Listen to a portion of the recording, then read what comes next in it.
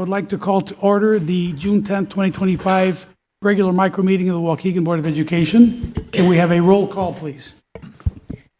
Ms. Fabian. Present. Ms. Hannah. Ms. Lensing. Mr. McBride. Ms. Ramirez. Present. Mr. Riddle. Present. President Rodriguez. Present. We do have a quorum. Ms. Hannah will not be able to participate tonight, or she won't be here tonight for reasons of health.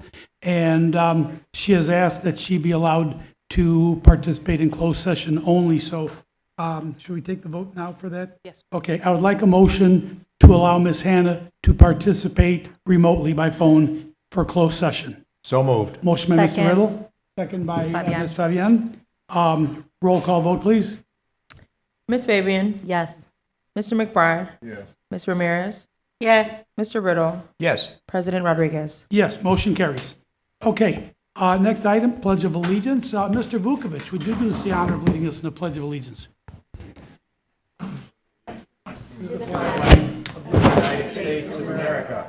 And to the republic for which it stands, one nation, under God, indivisible, with liberty and justice for all. Thank you. Next item is item 4, opportunity for public comment. We do have some names here. When I call your name, please come to the podium. You will state your name. You will be given 3 minutes. And we'll start with Mr. Vukovich. Good evening. First item, recurring subject around here, but I noticed that there are no meeting minutes to be approved for tonight. I believe you met 2 weeks ago, so there probably should have been minutes presented to the board tonight. So once again, we are tardy. So you have the item about the PACE transportation. And I know when that was discussed in the committee meeting, a couple of board members questioned the cost. And if you look at, it's a 2% increase, and it's like $765,000, I think. Your total transportation budget is somewhere in the vicinity of $11 million. While it's good that you're questioning this one, you really need to be looking at the rest of your transportation. You've got the big yellow buses running around here. There's some that are half empty. Maybe we need to readdress some of the way those are staffed or at least programmed, and maybe look at the students that are they going to the closest school to them? Do they need to have a bus? Something that needs to be looked at. Just, an observation that I have there on transportation. Thank you. Thank you, Mr. Vukovich. Alexandra Mora.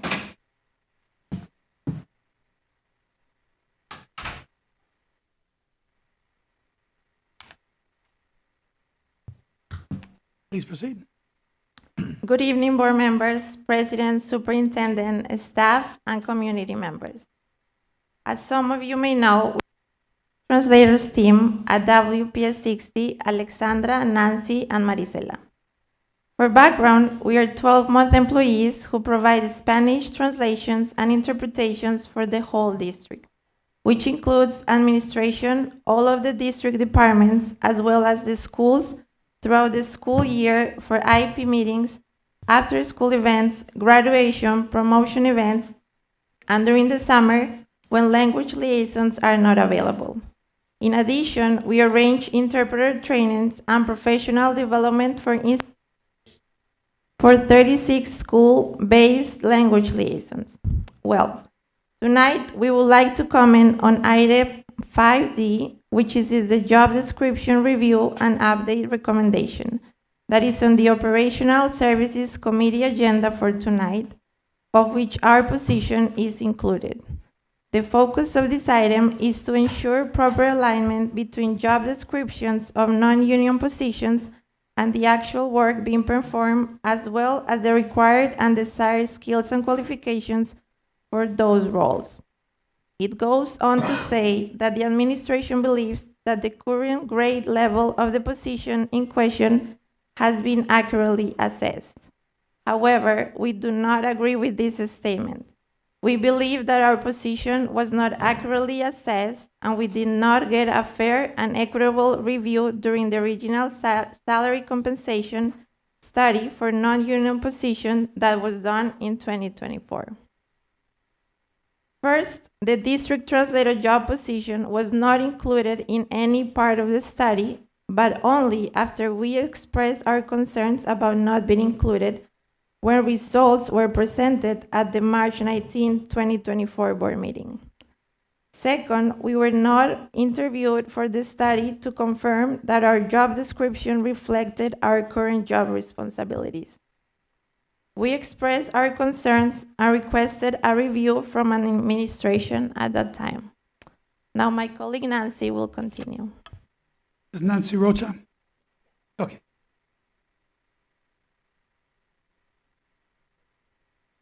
When we first requested a review in May 2024, we were having conversations with a member of administration who mentioned that our position was compared with similar positions in other school districts in the area. However, those positions did not require a bachelor's degree.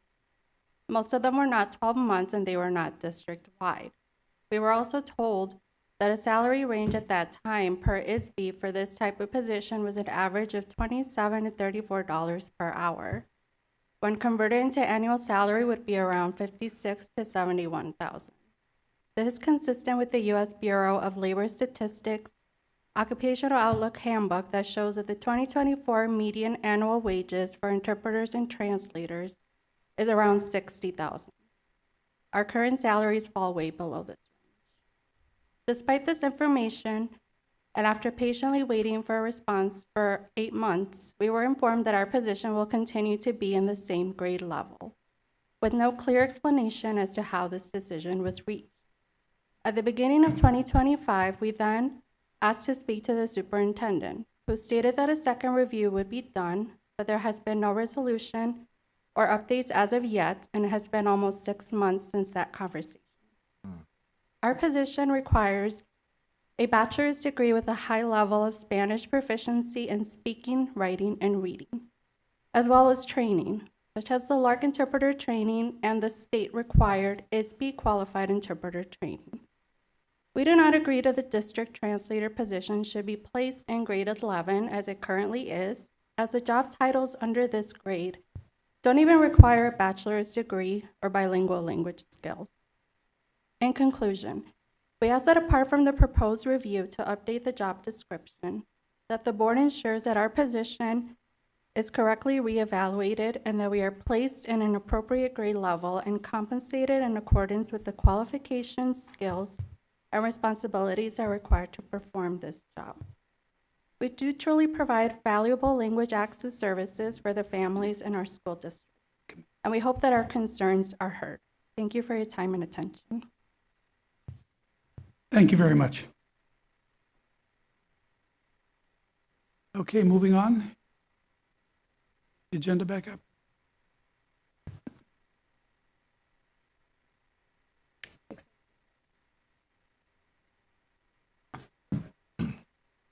Okay.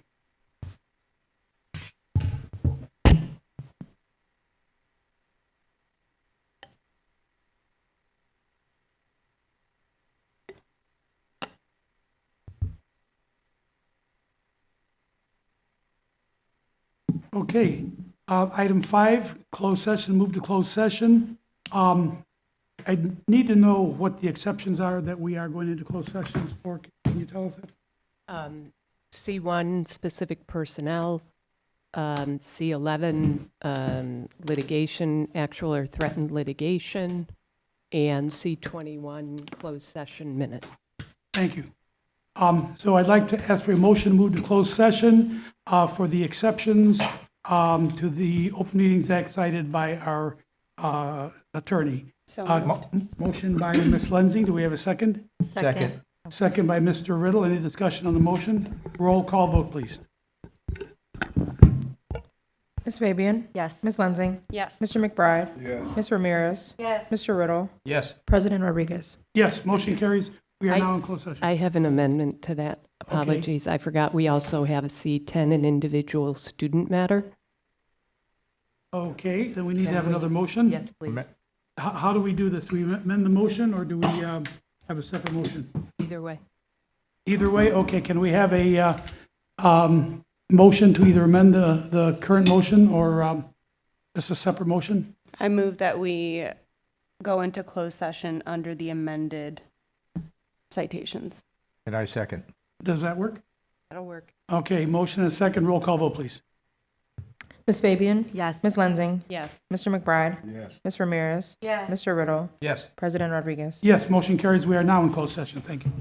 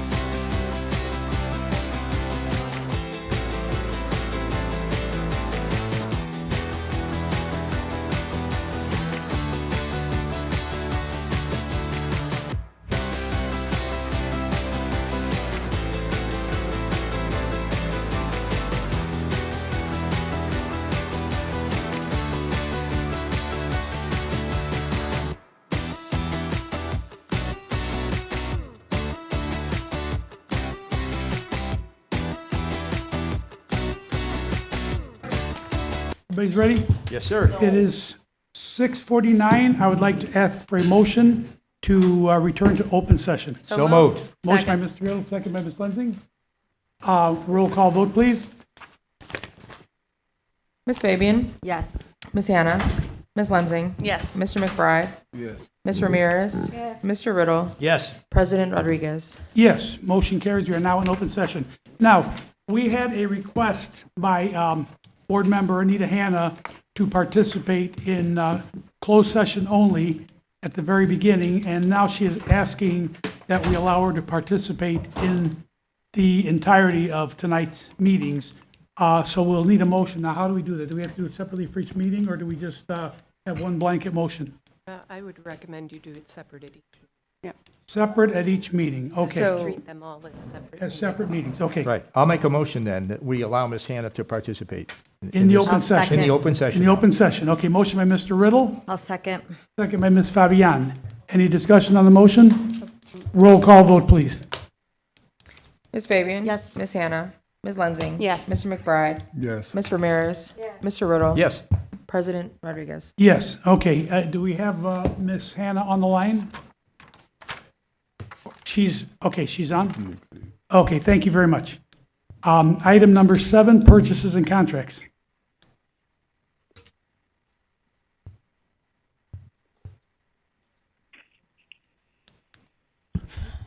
I'm sorry, something just. It is the recommendation of the administration that the Board of Education approve the annual renewal of transportation services for Pace Regional Transportation Authority for school year 2025 through 2026. The renewal includes a 2% increase over the 2024-2025 year. Motion to approve. Motion by Mr. Riddle, Second. second by Ms. Fabian. Any discussion on the motion?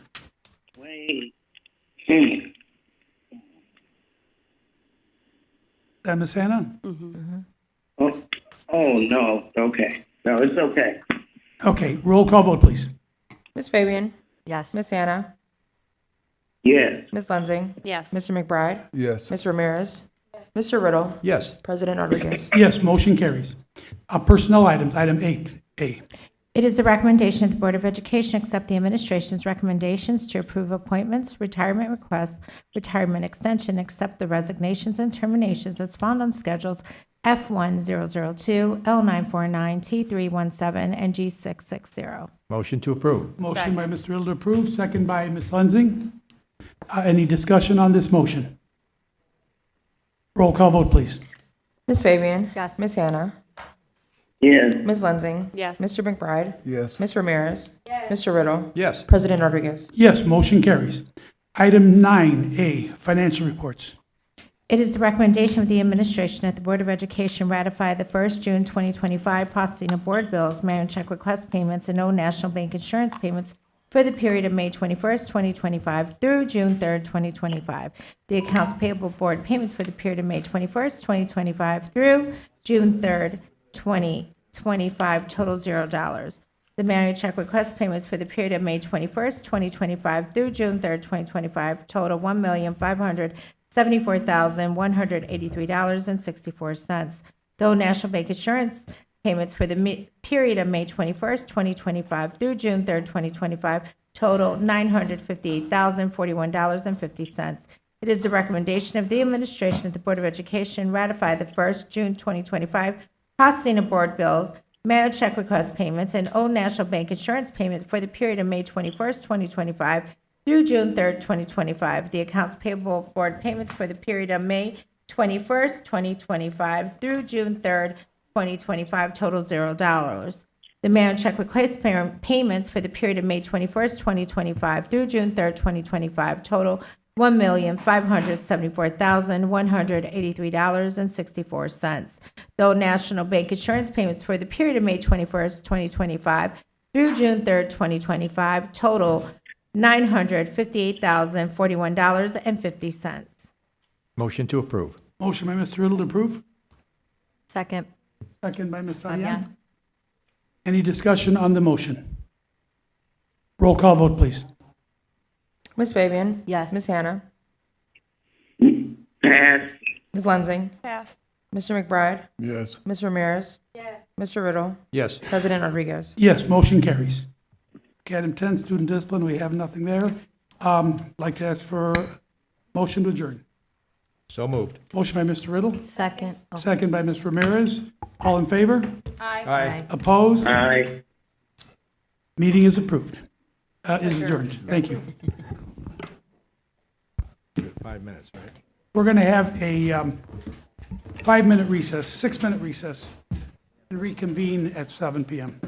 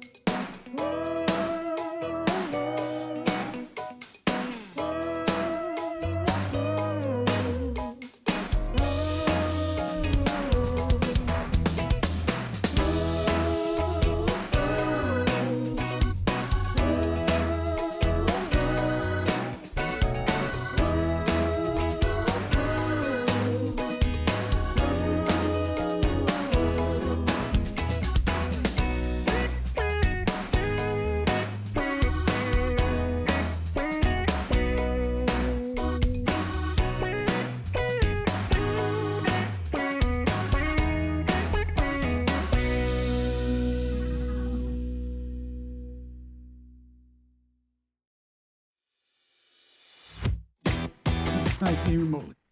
So moved. Motion by Mr. Riddle, Second. second by Ms. Ramirez.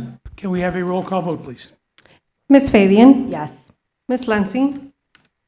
Ms. Hannah? Mr. McBride? Yes.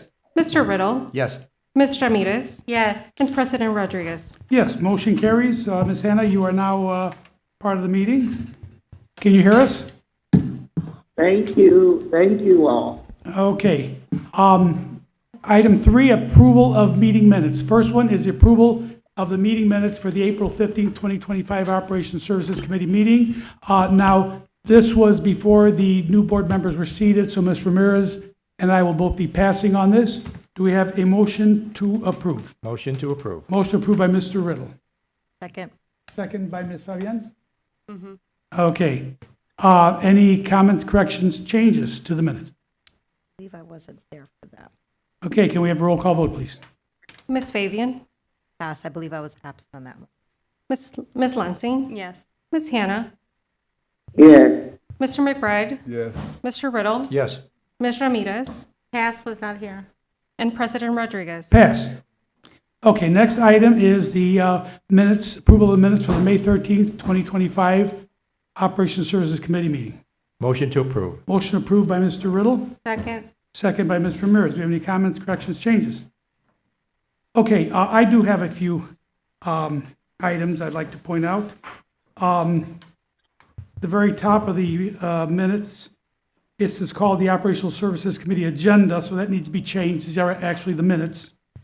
Under item 3, comments, questions, it says the motion failed to pass.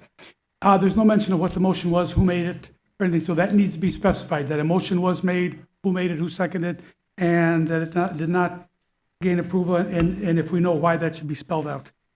On the second page, Mr. Moten confirmed the increase was due to higher registration costs. Is that what you're saying? I believe so, Mr. Rodriguez. Okay, if because you're there's no mention, referring it to just the says higher registration and the addition of an extra day. So if it's cost, I think the word cost should be put in there if that's what you're referring to. Okay, then on page 3, right in the middle of the page, Mr. Riddle mentioned a proposed demonstration project to bring electric buses to Waukegan, which may have been halted by the current administration. I believe we're talking about the federal administration, but we need to be clear because we could be talking about the state administration, could be talking about District 60 administration. That needs to be spelled out. And that is all I have. So I'll amend my motion to amend as with the changes that the president has put forward. Okay, a motion, and who made? Second. Second by Ms. Ramirez. You're seconding the amended motion? Yes. Okay, can we have a roll call vote, please? Ms. Fabian? Yes. Ms. Lency? Yes. Ms. Hannah? I pass. I was absent. Mr. McBride? Yes. Mr. Riddle? Yes. Ms. Ramirez? Yes. And President Rodriguez? Yes, motion carries, minutes are approved. Let's see, item 4, discussion items, there are none. Information items, item 5. Mr. Moten? Yes. Thank you, Mr. Rodriguez. Good evening, board members, staff, community, superintendent. We have a handful of information items for you this evening. The first information item is the approval of the annual non-union and SEIU personnel cost of living increase for the 2025-2026 school year. Information has been provided. If there are any feedback or questions, we'll take them at this time. What is it?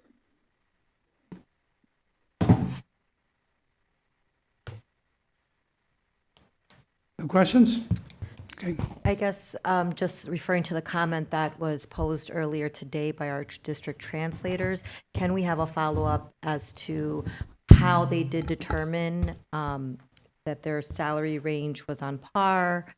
Just making sure that we give them some feedback on why things were done as they did, because they gave a lot of rationale behind why it was not equitable. Absolutely, Ms. Fabian. We have, I know that they have met with Mr. Moulton. I've met with him personally. I've had Nick and LeBaron work with them. I have my team composing a timeline of when they've had discussions with them, what the end result was, how many times we've engaged Mr. Harris on this topic. So the board will have that before the end of the week. Okay, great. Thank you. Thank you. I have a question. Go ahead, Ms. Hannah. All of the increases that we're looking at, though the total cost is exactly these amounts that are shown for all of them. So, Ms. Hannah, that is correct. You have two different dollar amounts presented on the agenda item. One is for the non-union personnel, the other is for the SEIU personnel. And the reason why we've included them on this recommendation is because per their contract, they have a Me Too clause with the administration. They did not have a predetermined annual percentage increase. This does not include any of the other groups. We just listed them on the agenda item for comparison.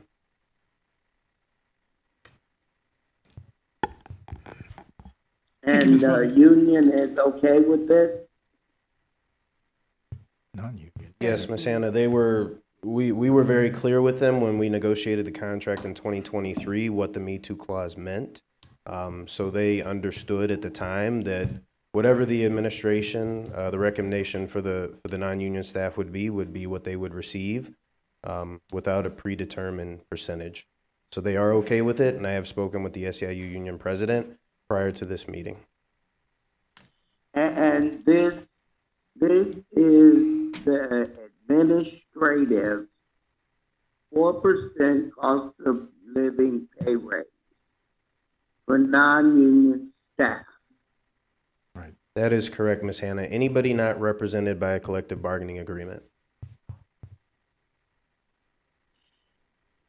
Yeah, I have some, I've got some concerns, Mr. Rodriguez, but, Yes, ma'am.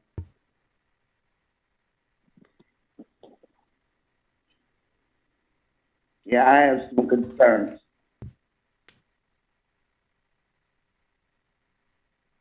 Okay, well, we're not voting on this tonight, so can we move on? Oh, Yes, yeah. sir. Mr. Vukovic. Can we just note if she can email those concerns so we can capture them?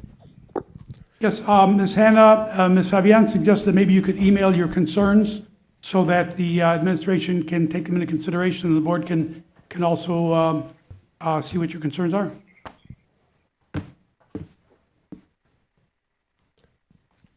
Go ahead, Mr. Vukovic. My concern or my comment, I really don't have a problem. I understand how you get to those, that percentage. But the thing that I think the board should be looking at is putting some type of a moratorium on when you have a vacancy in the administration positions, that it should come back to the board for you to review to see if you're going to fill that. It shouldn't be an automatic thing. At the budget hearing last week, we were hearing that the student population is going down. So at some point, some of these positions, if it's not filled now, maybe you don't fill it, rather than filling it and then come this time next year, you're laying people off. Just a suggestion. Thank you, Mr. Vukovic. So, Mr. Rodriguez, if I could, a point of clarity here, or in addition to what was stated earlier, this was based on information we have for employees in the system. I said approximate. This is an estimate, but it is based on the information we have as of the end of last week in the system. You might see some minor fluctuations when we bring this forward at June 24th, but we use the same methodology we've used in years past. Okay, thank you. Board President, can I ask a question? Yes, sir. With what Mr. Vukovic just mentioned, I'm curious, what happens when we have a vacant position? I mean, everybody here is, listed as to how many people are in that position, and they get 4%. If you have a vacant position, and then someone is hired later on in the year, do they automatically get the 4% increase that was approved for everybody who is currently working? Or do they start at the position without the 4%? So, Mr. Riddle, thank you for the question. They start at the salary that they're hired in and they accept. Therefore, their increase comes at the anniversary date of their first year. Okay, so they don't get the 4% necessarily, just whatever they were negotiated when they started. I got you. Thank you for that clarification. You are correct, Mr. Riddle. Thank you. But wouldn't that 4% be upon their base salary? Yes. Yes. So just to clarify, the position doesn't grow 4% every year. It's the employee that fills that position and works, their salary goes up every year. That is correct. So this is 4% on the base salary of the current employees and the current base salaries we have as of now. Gotcha. Thank you. Thank you. All right, our next agenda item, B, is Inform K-12 recommendation, which is a digital document solution. We've provided a lot of information here for you. We'll take comments and questions at this time.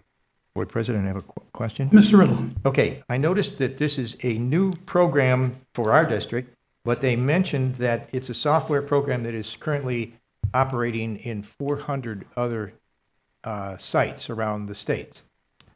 Did we have any opportunity to call any of those school districts to find out, first off, how they rated the product, and if they had any problems in implementation of it? Would we, since it seems to be in a lot of school districts, did we take the opportunity to find out if those districts experienced any issues?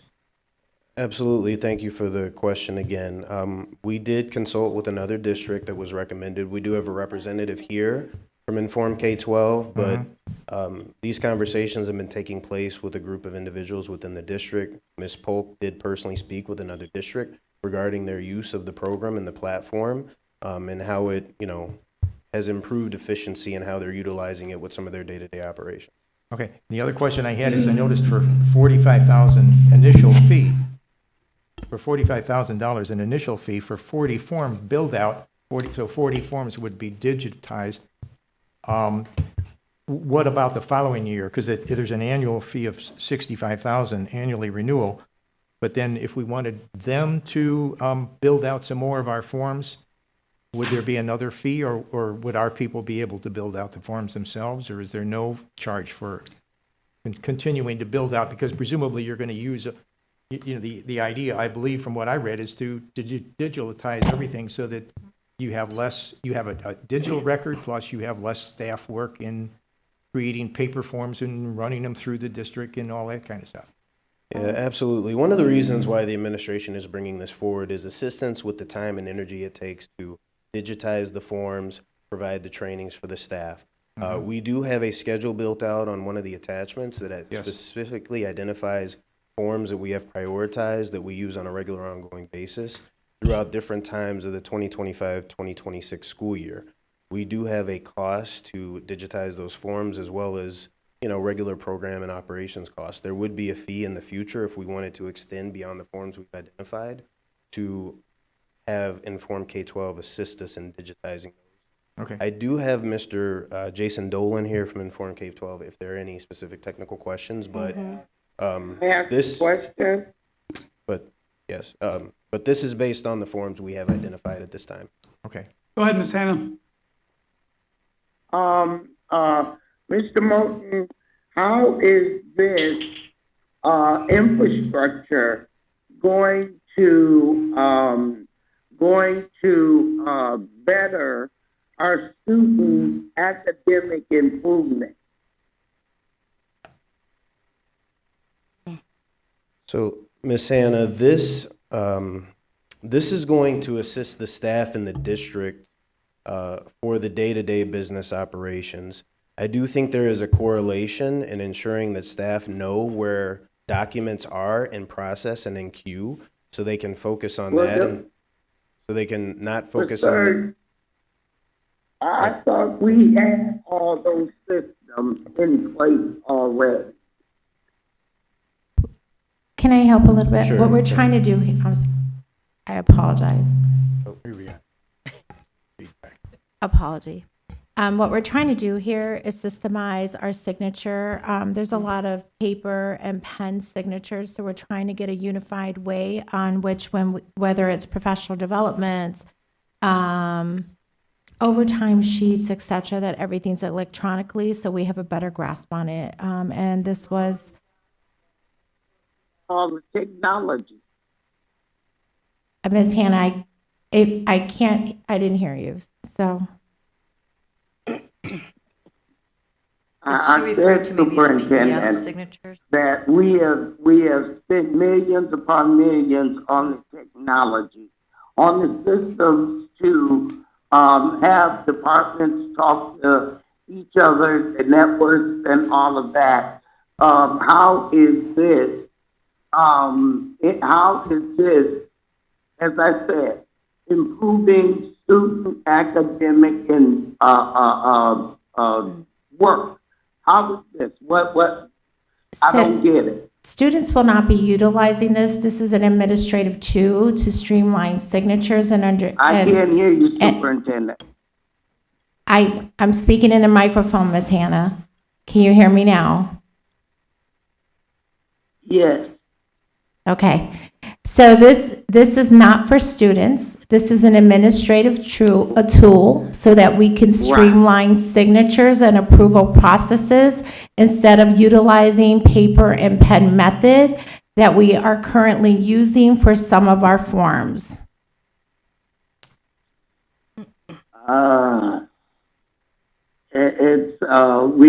I think that, I think, and this is just me, we have all these systems that we've paid all this money for, and we should be able to do what you are wanting these,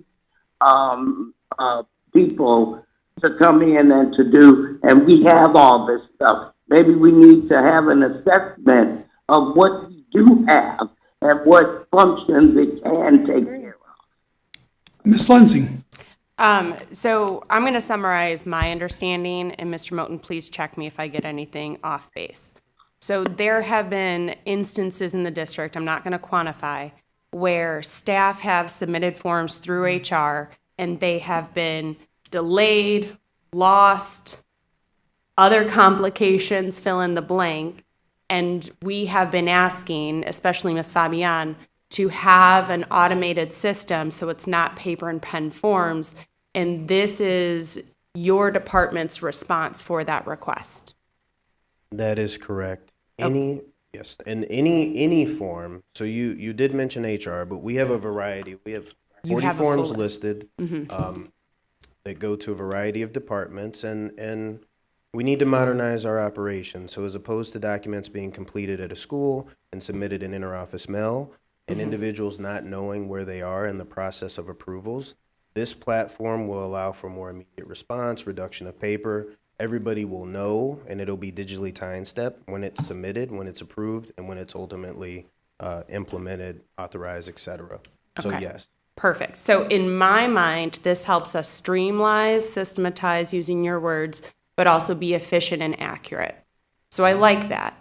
To Ms. Hannah's point, I just want to make sure it's extremely clear. We have reviewed all of the current tools we have in place as of today to ensure that those tools do not carry the same capacity as this tool. Yes. Because that's the frustration that I, as a board member, have seen, is that we have certain tools and there's functionality that we're not using, that we could be leveraging. And so to me, that's a waste. And we're duplicating different, the same features across multiple platforms. Correct. So we're just wanting confirmation that it has been reviewed, that we don't have the functionality with any of our current tools, and this tool is, in your opinion, the best answer to the need. Thank you. Got you. Yes. Thank Okay. you. So And then I have one more. So the district does believe that to be the case. As I stated earlier, the biggest barrier right now is the conversion of the forms. We have a variety of forms. We have some forms with multiple uses. You'll notice the first priority form is the personnel action form. It has a variety of uses, and because of that, it has a variety of routings for different individuals in different departments. So that form in and of itself could have 30 to 40 different versions. So as opposed to our staff taking on that time and responsibility in that conversion, in addition to their current workload, this organization will assist us with that on the schedule that's identified, and we would roll out those forms according to this schedule. So Okay. that is the key difference with Inform K-12. Great. And then my last question tied to using the forums to their full or the programs to their full capacity. With implementing this, are we able to eliminate any other programs that we currently are using in the day-to-day operations because this now can do that as well?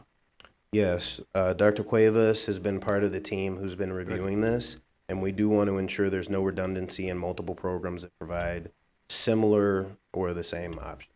So then can you provide the board, when that list is determined, what's going to be removed because this now does that functionality as well? Yes, we'll do that. Thank you. Ms. Fabian? I am so excited because I have been asking for this for years, even when I was working in the district. And so it does improve student outcomes when you have staff that are willing to come and work because they know they're going to be compensated in an appropriate time. And we've heard it several times when they come to public comment and say, well, I didn't get paid because my form got lost in the shuffle. That leads to very low morale, and we want to make sure that our staff feel like if I'm going to work this extra time, I'm going to get compensated for it in a timely manner, on top of all of those reimbursements that, you know, we see that come before us and all of that. So I am so excited. The other issue, I think Ms. Hannah's probably thinking about, because we had started with DocuSign, and so she's probably thinking about, we invested in that and had to get electronic signatures. My understanding between DocuSign and this is two different applications in the sense of DocuSign can capture that signature, but then you're going to have to email it, and then you're going to have to follow that email thread to figure out, did it go through all the layers of approvals, where this is one system together, and it will keep track of that thread of the layers of approval versus that disjointed and segmented piece. So I think that also eliminates a lot of wasted time on behalf of our staff, which then, again, like you said earlier, frees them up to do other stuff. In addition to, I see that you're going to add all those student activity forms. Same thing, when students want to go on field trips, when PTOs want to do fundraisers, all of that was being stalled and held, and sometimes things weren't able to happen for our students because they couldn't get the appropriate signatures in time. So again, that all relates to how it's going to support our students. So I am beyond excited that we're finally going to have a system. And the other big point that I don't know if Ms. Hannah can go into the docs is the budget piece of it actually capturing the data so that we can see how much has been spent. I know we're constantly seeing all those budget items, but this is capturing, this is what you requested, this is what was spent, or, this is, I'm assuming that this will capture also like all the purchasing, and that'll help our finance department. But Ms. Becky, we quicker. got all that stuff, ma'am. We don't have one unified, system. They are very disjointed. They don't talk to each other. You can go into iVisions for one thing, you can go into Frontline for another. And the programs don't talk to each other. This is why we continue to have people that come up here and talk about all of the issues that they have. And so I think, You're right. Ms. Hannah, please, one person at a time. so my point here is that I'm extremely excited because there's other issues in other items that I think will be solved by this. And when we get to those items, I'll point them out. But I think this will solve a lot of different issues that we have in the district. And it's time to catch up. It's just it's time to catch up. Nobody does paper signatures and float them around in the office anymore. Mr. McBride? What's your name, sir? Yeah, you're the one that's selling us the project. Okay, I've heard everybody pretty much already did your presentation for you, but I want you to come and tell us why we're so antiquated, that's why we need a new system. Yeah, they did. They did a good job. You all summarized it beautifully in terms of streamlining back office workflows, automating forms and things like, yes. No, you finish and then I have a follow-up. I just put my hand up. Improving financial visibility and understanding where you're spending money, and also aligning some of those expenses to strategic goals and pillars and things like that. So essentially, it is kind of reducing cost and catching where maybe there are duplicate expenses, providing that enhanced visibility, reducing risk. And you're talking about where is this form, where is this signature that may have gone missing after you've already approved an expense, and then also reducing that friction in terms of people are frustrated with chasing signatures and the manual data entry into these different systems. To have a system in place that does that for you is really, really helpful. And in terms of, there was a question at the beginning in terms of, hey, we're going to implement these 40. And we have a team that is former educators. We take this very, very seriously. You'll notice we have a 99.1% renewal rate when the ed tech average is, I think it's 74. And our net promoter score, I believe, is above Apple's. People love working with us because the team behind it. So we are going to make sure we get these forms to the finish line. We're going to train your team. And then we also have a team that makes sure that it's adopted and people are excited to use it and embed it in their day-to-day activities. And I do want to answer the question. Yes, you can always build. Usually by year 2, a lot of people and a lot of districts are building their own forms. And so that's probably 90% of the time. And they're excited to do that. It's a very simple system to use. And we're going to train you to do that. But if needed, if people are busy, we have a team that can do that for you in terms of both the forms as well as the workflows behind those forms to route it across departments. And my next question is, can you tell us financially where we're saving with making this different move we're getting ready to make? In terms of saving, it is offsetting some of those costs. It is catching potentially, I can't necessarily put a dollar amount to it in terms of like this is the exact dollar amount, but I will use a use case of like the financial transparency. We had a district in the first 2 months of working with us, this is a district out in Washington, that because the data wasn't all in one place, they couldn't catch duplicate overtime expenses. They caught $44,000 of overtime duplicate expenses that their old systems hadn't caught. And that was just in the first 2 months. And so you can think about what that might be over the course of a year. So catching things like that, as well as you're looking at approving different conferences, field trips, travel expenses, having the real-time budget in front of you in terms of how much you have left is really, really important before you sign off on something like that. Ms. Ramirez. I'm also excited and would love to see us join, the technology environment to this point. My only question is, how is this program different than iVision's? I know that it works with it, but I also know that iVision's has components that allow us to build out letters and things of that nature as well. Yep. Is it cost efficient for us to bring on another contract with another program, or is it more cost efficient for us to do the additions to iVisions that can possibly do the same thing? So I would like to know the complete difference between both of those programs, how they're going to work together, and how it's going to save us money adding another contract instead of building on to an addition to a system we already have. Yeah, definitely great question. We hear this a lot, right? So as you see, there's one visual where we sit on top of these different systems, like an Infinite Campus, like a Frontline, like in iVision. We're not looking to replace any of those. We're pre-populating our forms with information that's in iVision, getting the data back in. But to answer your questions, iVision is great at some of the pre-built workflows that are in there. But the flexibility that you really need in terms of routing some of these forms across the districts, all the different variations of timesheets, personal action forms, and so on, it's a little too complicated for a system like a iVision to do really well. And as a result, you have a lot of paper, right? And that's what we see over and over again. And so we're essentially, getting the data in and out, but we're a whole lot more flexible just in terms of the form building as well as the routing of these forms and the team behind it. You're But then talking front end using is What's that? easier? Front end using Yeah, is easier? the front end is easier. We're essentially, and I think in the change management piece, we're essentially using your existing forms. We're not like reconfiguring it for a digital environment. It's the same forms you're using currently, but we're putting things like required fields in there. So you're not going to get forms that are missing information. Calculations, you're not getting calculation errors in there. We have different approval paths. Like people can't do sign off on something they're not authorized to do. We can Correct. pre-populate with the budget information and things like that. But then we have a full approval path that can be different for every single form.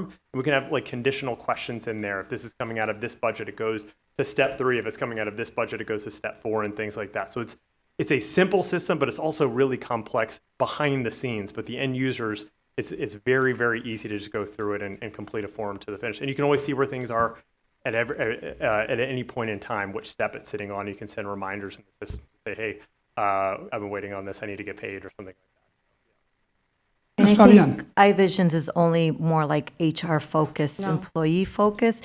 Would it have student forms Yes, you can build in and student forms. to and be able to iVision. do like student requests?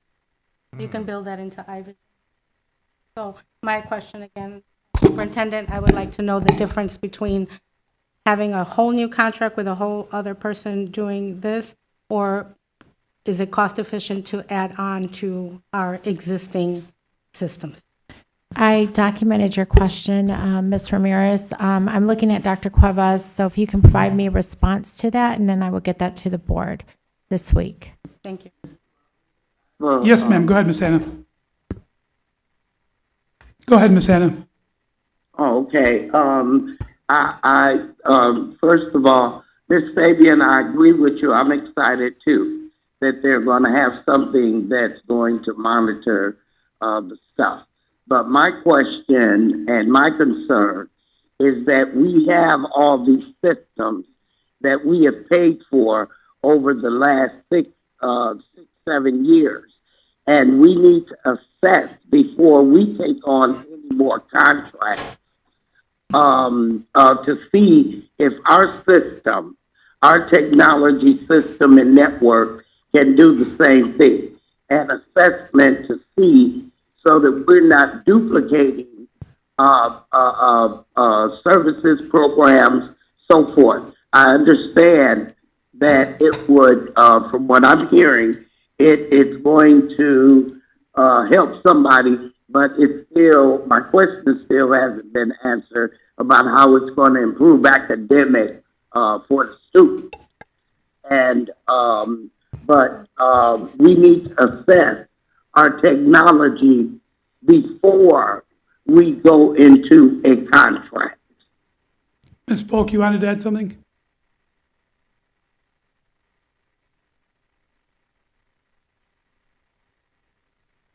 Board President, board members, superintendent, community members, and colleagues. I did speak to that, can you hear me? I did speak to that school district, and they said that this tool was effective and efficient for them. It takes a lot of time for us in the current system to create the forms. A lot of the forms are financially related, right? So about 40 of those forms, and that would take away from a lot of the work that we're currently doing because we're presently closing a book and opening a book. So for me to convert to an electronic format for the forms would be ideal for us. In terms of how it supports iVision is currently our financial tool, and all of the account holders are able to see what their budgets are and what the remaining balances are. So this would only support the system that we're currently using. Initially, as I understand it, there is not a plan to upload that information into our financial system because, as you all know, we're very protective of that.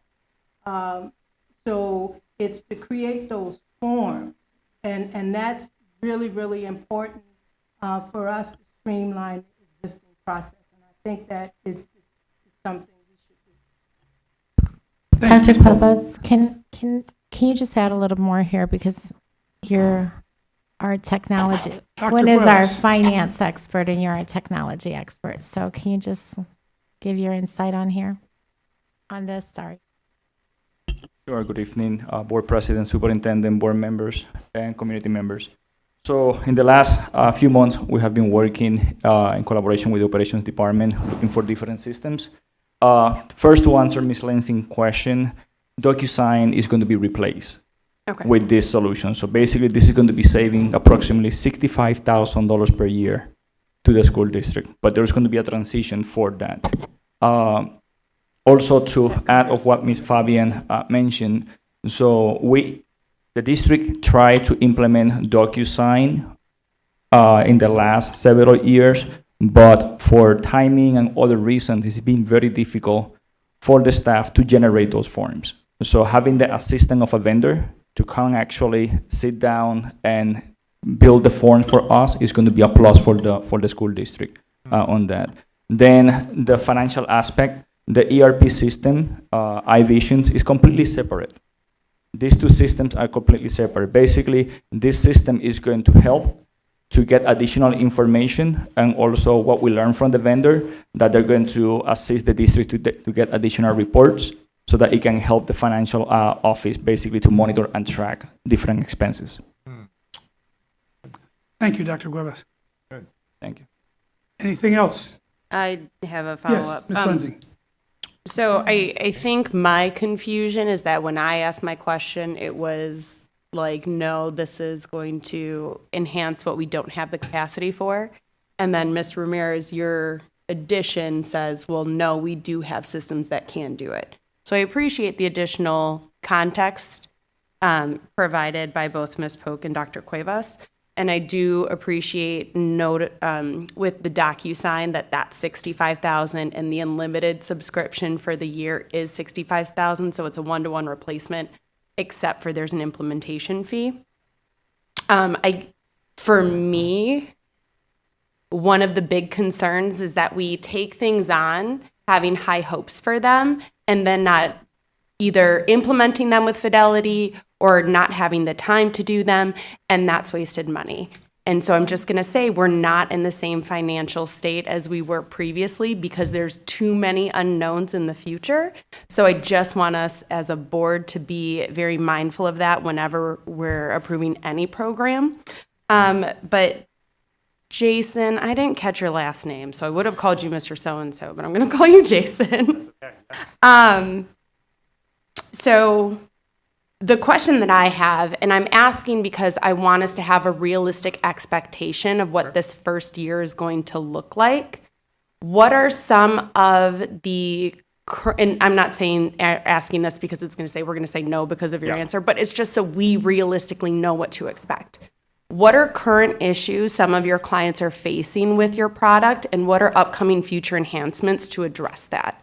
Because I don't want a picture we're getting the moon and then we're barely getting out of the atmosphere. Our director of implementation is actually on as well. She's, nice. She's going virtually. Bridget, did you want to maybe take a first stab at that question? Were you able to hear it? Bridget, do you?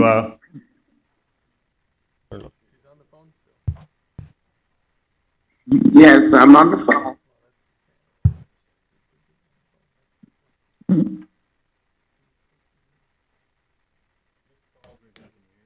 Yeah. I mean, I will say oh, there we go. Yeah. Bridget, Jason, can you hear me? Yeah, we can hear you great now. Thank you. Did you hear the question?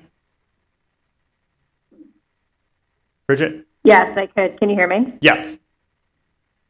I don't know if she can hear us. Hold on, I think there's a bit of a lag. Can you hear me? Yes. Oh, here we go. Okay. Bless you. No, thank you for. Yeah, I'm just gonna pause the cast because there's a little bit of a lag.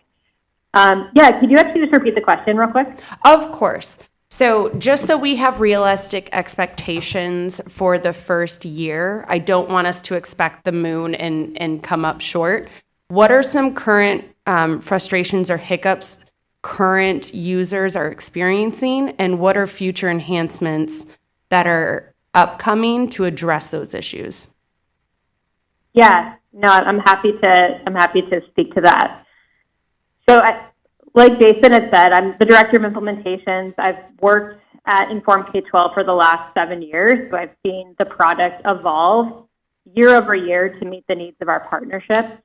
my background's actually in education as well. I was a middle school teacher and a principal. And one thing that I've just noticed that has been more in the foreground in terms of our product roadmap is not just serving districts and getting the right workflows in place, but doing a better job of getting the data from those responses automatically into the end destination, whether it's an HRIS system for HR forms or a payroll system for payroll processes like timesheets. And I think we've made some really great strides in making sure that those flows are happening more automatically. What I'm really excited about is getting more pre-populated data, more customized data in the hands of end users so that folks like a custodian or a substitute teacher have to do as little decision-making as possible to make sure they have the highest level of accuracy in their submissions. So I think we've made a lot of great strides in that area, and I'm excited to see how we can make the interactions as simple and error-proof as possible for more of those downstream end users. Is that helpful? Yes, thank you.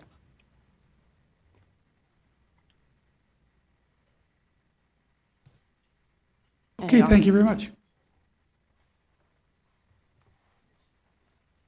Moten? All right, thank you, everybody, for your support with that. The next item is item 5C, the frontline time and attendance system and implementation recommendation. This is going to be for time and attendance tracking for our union staff. We do have contractual language in 5 of our 6 collective bargaining agreements. Currently, our SEIU staff do a version of this with a manual time card. So this would digitize that process. Again, for those impacted employees, you'll see information attached to the agenda item regarding anticipated costs, as well as a rollout schedule and some staff members who have been working on this initiative. Okay. Board President? Yes, sir. Okay, got a question or two. We've had the frontline system already and used it with absent management, right? I guess my first question would be, how well has that system worked? And now we want to expand it to time and attendance, which is quite a costly system that we have to purchase touchpoint 63 devices for $267,000, and then implement that system on an annual basis at $81,000. So first off, I guess my question, how well has the absent management system worked? And are we ready really to move it forward? Eventually, this would include a lot more than just the maintenance folks, right? It would. Yeah, so if I could clarify, thank you for the question, Mr. Riddle. If I could clarify, currently, we do have an agreement with Frontline for absence management for all district staff. So that would be vacation, bereavement, sick leave, et cetera, all the time off entitlements. Staff are accustomed to logging into their account in Frontline and requesting it. We also utilize Frontline for AppleTrack, which is the posting of the job applications in the district. We would like to, this is another service Frontline offers, time and attendance. We have been discussing and reviewing this for some time. We are ready to implement. And this, again, would be for 5 of the 6 collective bargaining units, everybody excluding the teachers at this time because they have contractual language to support this. I referenced SEIU because the SEIU is accustomed to punching a manual time card at the different schools in the maintenance shop. So this would be a transition for a majority of the district staff, which is why we have a pilot program as identified in the attachment and an implementation schedule that spans over multiple months so that people get into the routine of utilizing their district ID to swipe a device, which will record their daily attendance, in addition to them requesting their vacation and other time off in Frontline. So this is an expansion of that program. But currently, all district staff receive their time off entitlements and make those requests through this same system. And so basically, again, what we're moving into, correct me if I'm mistaken here, but we're moving into the electronic age so that we don't have paper anymore. We use these IDs, and that shows you're at work or where you're at, and you're paid on that basis. If somebody forgets their ID, I presume there's some way of them calling their boss and saying, I left it at home, or can you issue me a temporary? Because I can see that causing some issues too. Yes, so we asked the same question. So right now, the platform offers an option for somebody to manually enter information. I believe it's their phone number, to manually enter information if they do forget their ID, so they can still record their time for the day and that it's accurate. Right. And then this Frontline would create a record, then electronic record as well, that employers could go back, or not employers, but bosses, managers could go back and look and say, oh, yes, I see that you were working, these days, whatever. Also for overtime, that would work as well. Yes, so any payment to an employee, whether it's their regular daily schedule or their approved overtime for certain things, would be tracked through this system. We would be piloting this system with various job classifications within the different work groups. While we're currently using our main system right now, which is either time cards and some of it is paper as well, which we're going to be overlapping a little bit with Inform K-12 because we do want to digitize those time sheets. But the ultimate goal after the pilot period is that we'll be utilizing this system for all time and attendance for these staff members that we're referencing. Okay. And yes, and this will be the means of how payroll will process pay for those employees after the pilot period's over. And payroll is they're okay with this system as well as the new K-12 system? They're not going to conflict with each other? These two agenda items have similar working group of district staff working on them. So the staff they're a little exhausted, and we do know that there's going to be a transition. This is going to be a culture shift for a lot of our district staff. I don't really. We're going to. It's going to be painful in the beginning, Right. but the rewards at the end, once everybody gets accustomed to the system, will be beneficial. But yes, the business office, the payroll department have been involved. Again, the human resources, IT, similar stakeholder group as the previous agenda item. Okay, so this is not duplicating anything that K-12 could do? Okay. No. All right, thank you. Ms. Fabian? I also see that it has a way to track discrepancies.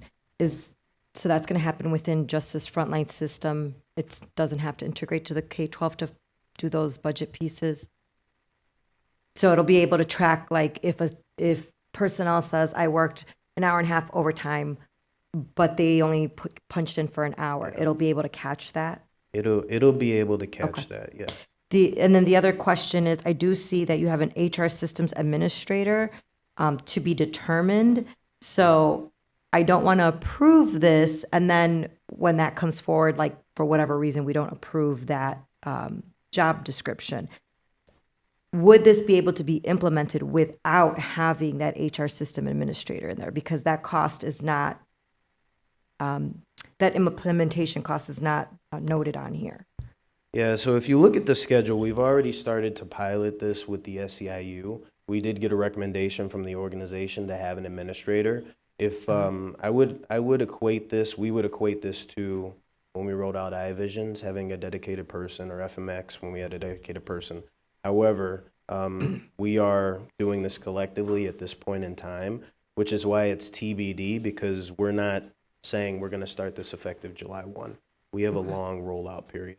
But we did get the recommendation from Frontline to have a system administrator, just because other districts that have utilized this program have had somebody similar. So we wanted to include that so the board was aware.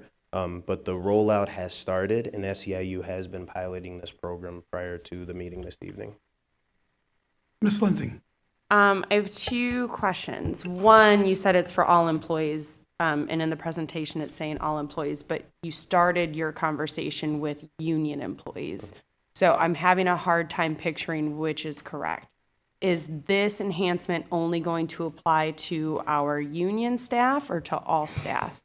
Yeah, so this is not all staff, and if I said that, I misspoke. 5 of our 6 unions currently have this contractual language, and it would apply to those individuals. So the psychologists, the office workers, custodial maintenance, cafeteria workers, paraprofessionals. Okay. So then we don't have anything to track for our non-union or that 6th union group. Those employees are not included in this project. But my question is, we don't have anything currently in place for them to track their coming in on time, they're appropriately using their absences on time. Here it says they can track time based on specific projects. That's not applicable to those groups. So it is not, though the employees that are within this scope of work are hourly employees in the district that have a set schedule. I believe you may be referencing salary employees that don't Okay. have a specific set start and end time. Okay. So I think I'd like more clarification on our expectations on a board on general start and end times for our salary staff. I've been salary, I've been hourly. I know the fluctuations between them, but I think I still had general working hours as a salaried employee. So that being a separate conversation, the second piece I have is for the specific projects, it said, or working different assignments, like one swipe, one touch, or one swipe and touch. I have to outline my every 15 minutes is dedicated to what am I doing for those 15 minutes. And it's a lot of training and you have to make sure you get it right. So this makes it seem when I read this that it's very simple and there's not a lot of training or errors that are going to happen with this setup, with appropriately billing or allocating their time for these different projects. Is that accurate? So I would say that is accurate for the end user, the Okay. employees. There's going to be a lot of training associated with the supervisors who are reviewing this. I have two questions. One, you said it's for all. Oh, Sorry. that's me. Got Give me- it. Yeah, that's you. So for the end user, it would be simple because they're using their district ID or they're punching in manually if there's no, if they do not have their district ID. But for the supervisors, recording and managing the day-to-day attendance to ensure that it's accurate, Yeah. that is where a lot of the work is going to happen because it's ultimately what they review, approve, and submit that is going to be processed for payroll. And then if there are any discrepancies there, they can review with the employee, work this project, did you come at this time, leave at this time. It's not looking like what's in the system is consistent with your, what we've discussed or what your day-to-day schedule is. So that's where the work's going to occur. Okay. Currently, a lot of that work is happening now, but it's happening through physical sheets or physical time cards. Got it. Okay, thank you. Yes. I have a question, Mr. President. Go ahead, Ms. Hannah. Okay, so why can't this system work for administrative staff as well?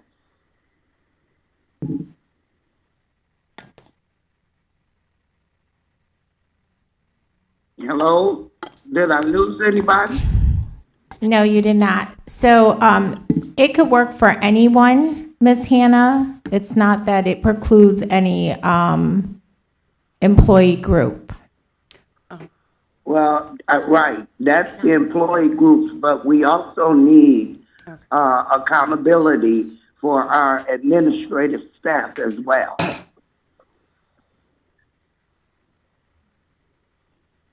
For time, attendance, same thing. Thank you, Ms. Hannah. Mr. Riddle? Yes, just a quick question, one more that I had. The HR system administrator for this system that's recommended, it sounds like it's quite an involved job. My concern would be if that person left the district, do we envision training two people for this so that somebody knows what's going on, so the system doesn't fall apart if someone leaves? And then you have no one that knows how to administer this program. I mean, have you thought about that? Yeah, And how would you handle that? Because Yeah. if we hire one person, to manage this program, do they only manage this program? They're working in HR. Do they do other duties as needed? And then, are we envisioning that we have another person that knows how to do the system? Because it looks pretty involved. Yeah, so there would be redundancy training, Mr. Riddle. If there was an extended leave, I mean, we currently have that with our other solutions where we have, a team or somebody dedicated. We have redundancy in training. So if somebody goes on an extended leave or an extended vacation, not just necessarily vacant positions, we strive to have a level of training so that we can at least maintain those operations. Okay. So we're not falling behind. Thank you. And that would be the same here. Right. Mr. Vukovic has something.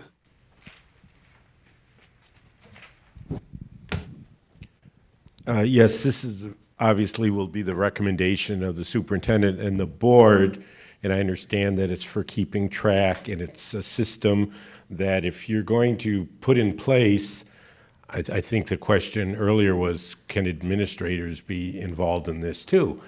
And you know, you're setting the rules, and over the years of my attending these meetings, I've witnessed numerous school board members not have their ID when they're being swiped in and a staff member has to swipe them in. Same thing for the superintendent. At Lincoln Center, people have seen the superintendent get swiped in by an employee. If you're going to invest in this kind of equipment, it should be the employee that the ID is issued to should have to swipe in themselves, not have somebody else, because I'm sure eventually you're going to be looking at calling up some of these union employees for discipline because they didn't have their ID and they're being called on the carpet for it. So you should practice what you preach in this situation. Thank you, Mr. Vukovich.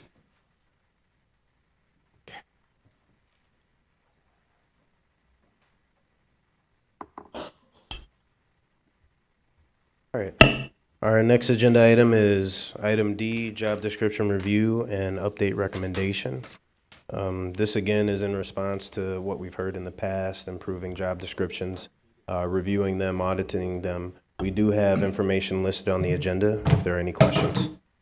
Yes, I'm super excited to see this come to us finally.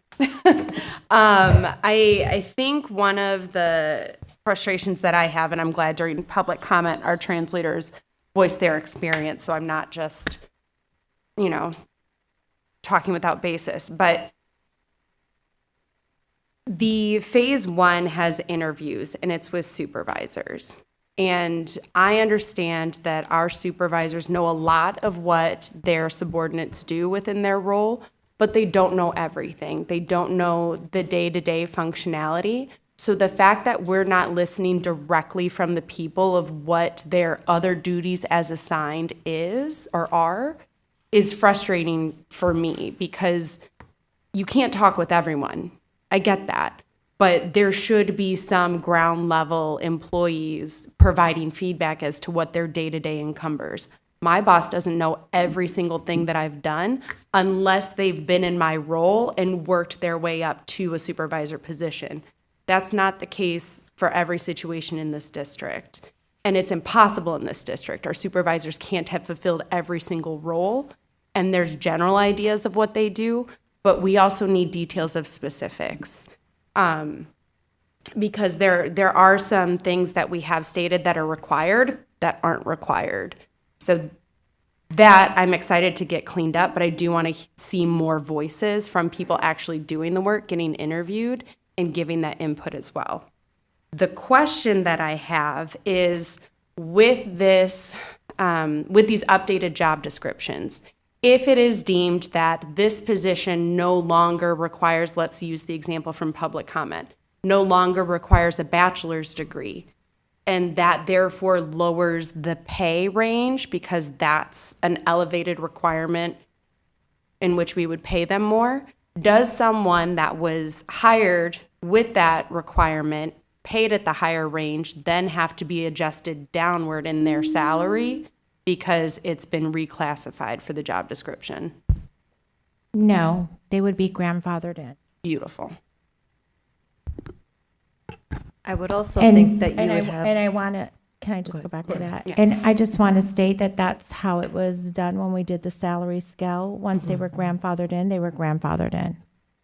But not just grandfathered in, but I'm assuming there's also a scale that says this is what we pay, you know, minus degrees with an associate's degree, with a bachelor's, with a master's. A rubric.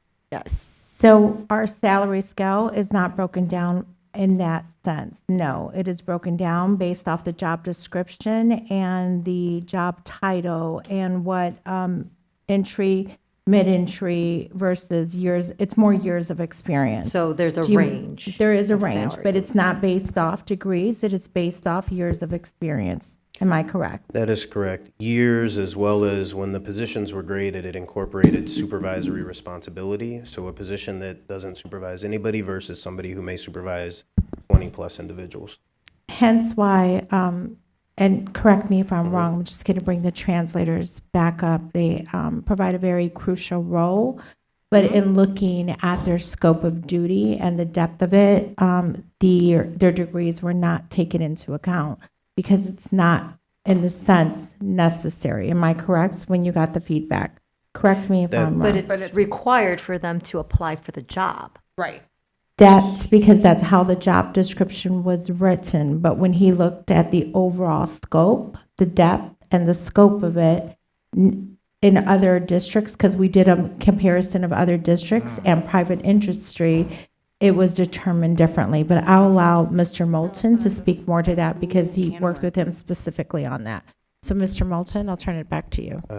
Thank you, Superintendent. Can I say something? If you all are talking about the interpreters, translators, Can we allow Mr. Moulton to respond to Ms. Fabian and Ms. Lenzing's question, please? Yeah. And we'll turn it right back over to you, Ms. Hannah. Yeah, thank you, Superintendent and Ms. Hannah. So there were a variety of qualifications identified for interpreter roles in other districts. So there was not a uniform, consistent, by basis of qualification for degree that was reviewed. So there was a variety, but based on if I just want to make this point because you asked the question, and it does say on here, the intent of this is not necessarily to grade positions. We want to look at the 109 job descriptions that are listed here for a variety of reasons, and they're on the agenda item. First and foremost, outdated, and we want to ensure that the responsibility that they're doing currently matches what's physically in their job description. If somebody has been in a role for 20-plus years, that job has evolved over time. So we're trying to capture that. And if there are any requirements, whether it's certification, licensure, et cetera, we want to make sure that's captured in these job descriptions. We do have a footnote here that we believe that the grade levels were assessed correctly based on the study that was done last year and recommended to the board in May. But we wanted to clarify that this is not a job evaluation or reevaluation project that could result in regrading. We want to start with reviewing the job descriptions, updating them as appropriate, make them current, and then if that warrants additional discussions, we'll have them. But as a base, we have a very aggressive timeline here to review the job descriptions to ensure they're capturing what our staff is currently doing. Thank you, Ms. Moulton. Ms. Hannah, go ahead I now with got the a question. question. Yes, sir. Go ahead, Ms. Hannah. Okay, and so with this, I'm gonna call it what I believe it is. With this, with this compensation study, and so are you all going to either uncap the staff's salary, or are you guys going to cap the upper administration from the top down?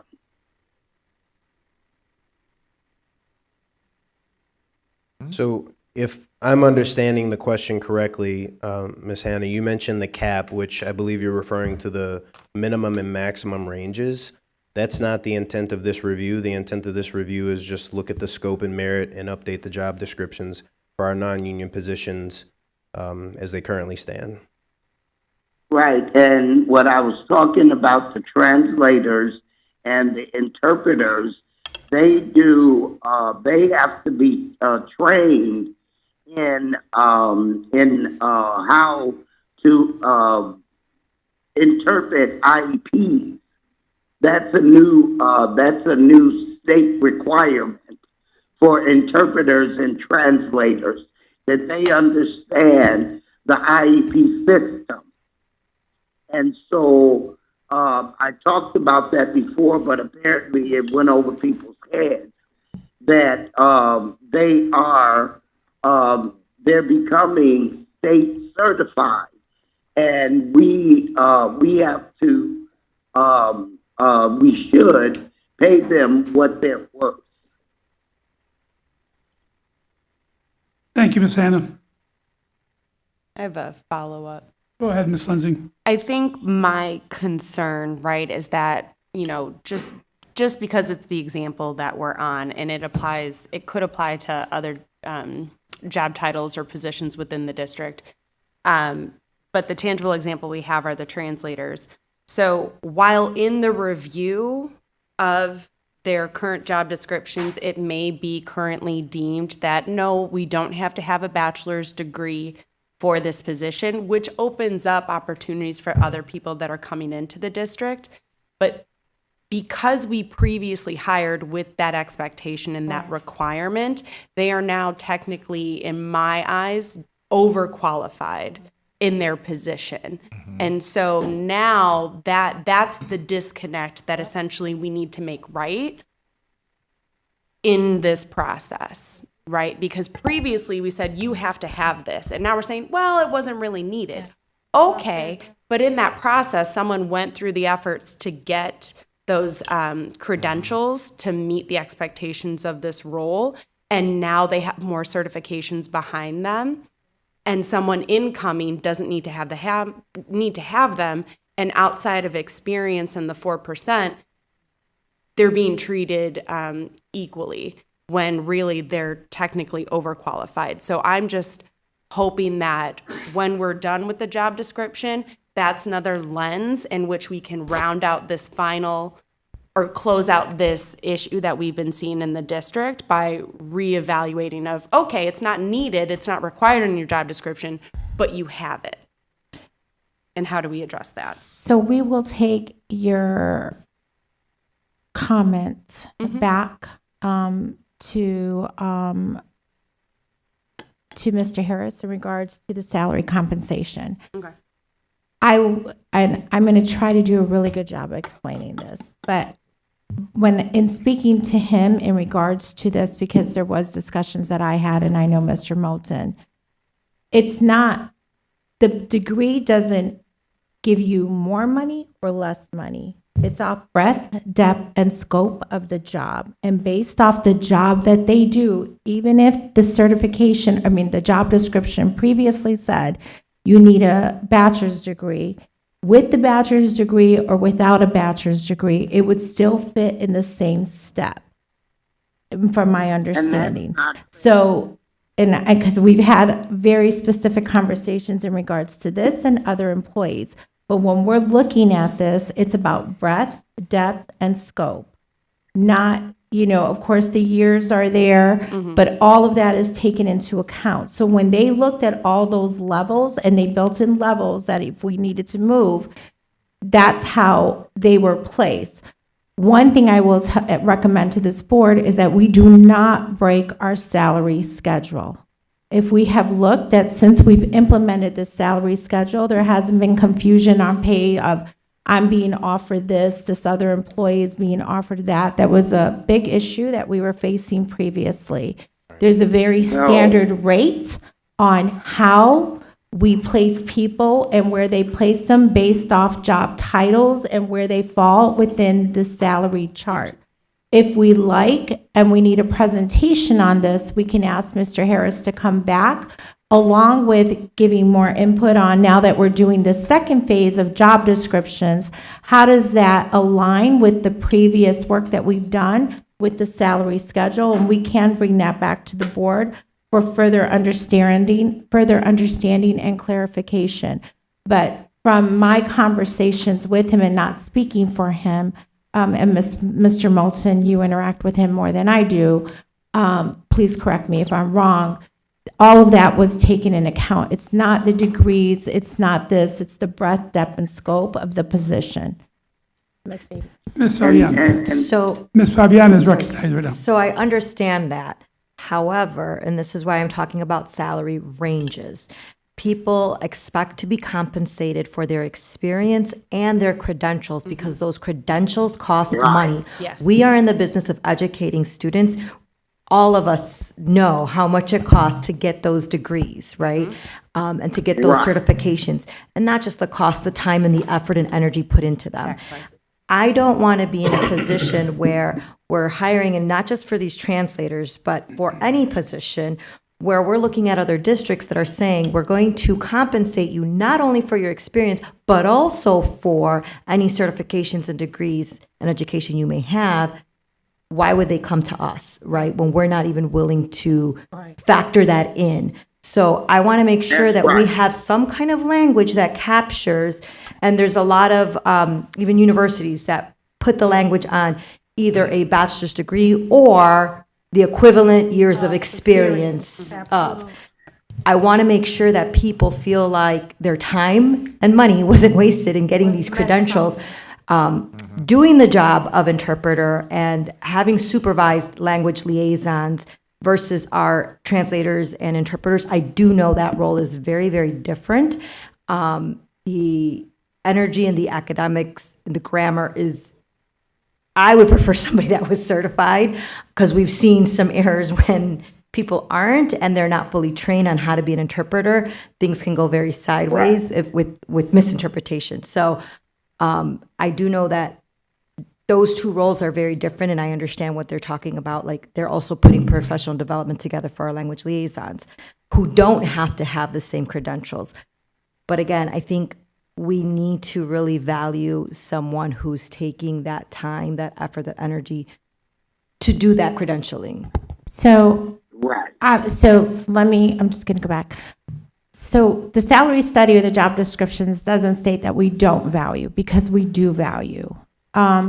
And what I will tell you, by our salary schedule that was implemented, I believe last year around this time, our salaries are very competitive, because the marketplace was looked at surrounding areas, also with private industries that range from Cook County, north of Cook County, all the way, I believe, into Wisconsin.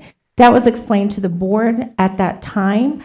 My suggestion is that this will be coming for questions, be up for a vote next Tuesday, and that we ask Mr. Harris personally to be here so that he can field your questions.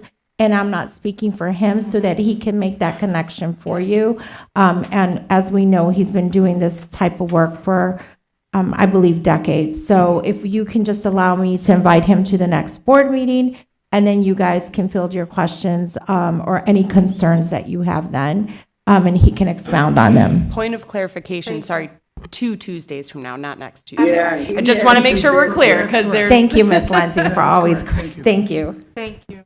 Ms. Hannah, did you have something to add? And Superintendent Rick Harris has not been with the district for decades. I did not state that. I said that he has been doing HR for over 2 decades. Yeah, I don't agree with the compensation study. Okay, Mr. Moten. All right, thank you. Our next agenda item is information regarding Yeoman Creek. We will have Attorney Sheldon join us by phone if the board has any questions, but we have a progress report included on public content, as well as some communication provided by Mr. Sheldon to the board. Just glad to see it's moving forward, Mr. Moten, Mr. Shelton. Good job. Thank you. Thank you. All right. Our next agenda item is an update on the Oakdale Greenhouse and recommendation. There is information included in the board doc item. There is updated information as of today that's been presented to the board physically this evening. Are there any questions on this item? I see we have Mr. Schomburger here. Do you want to come share your thoughts?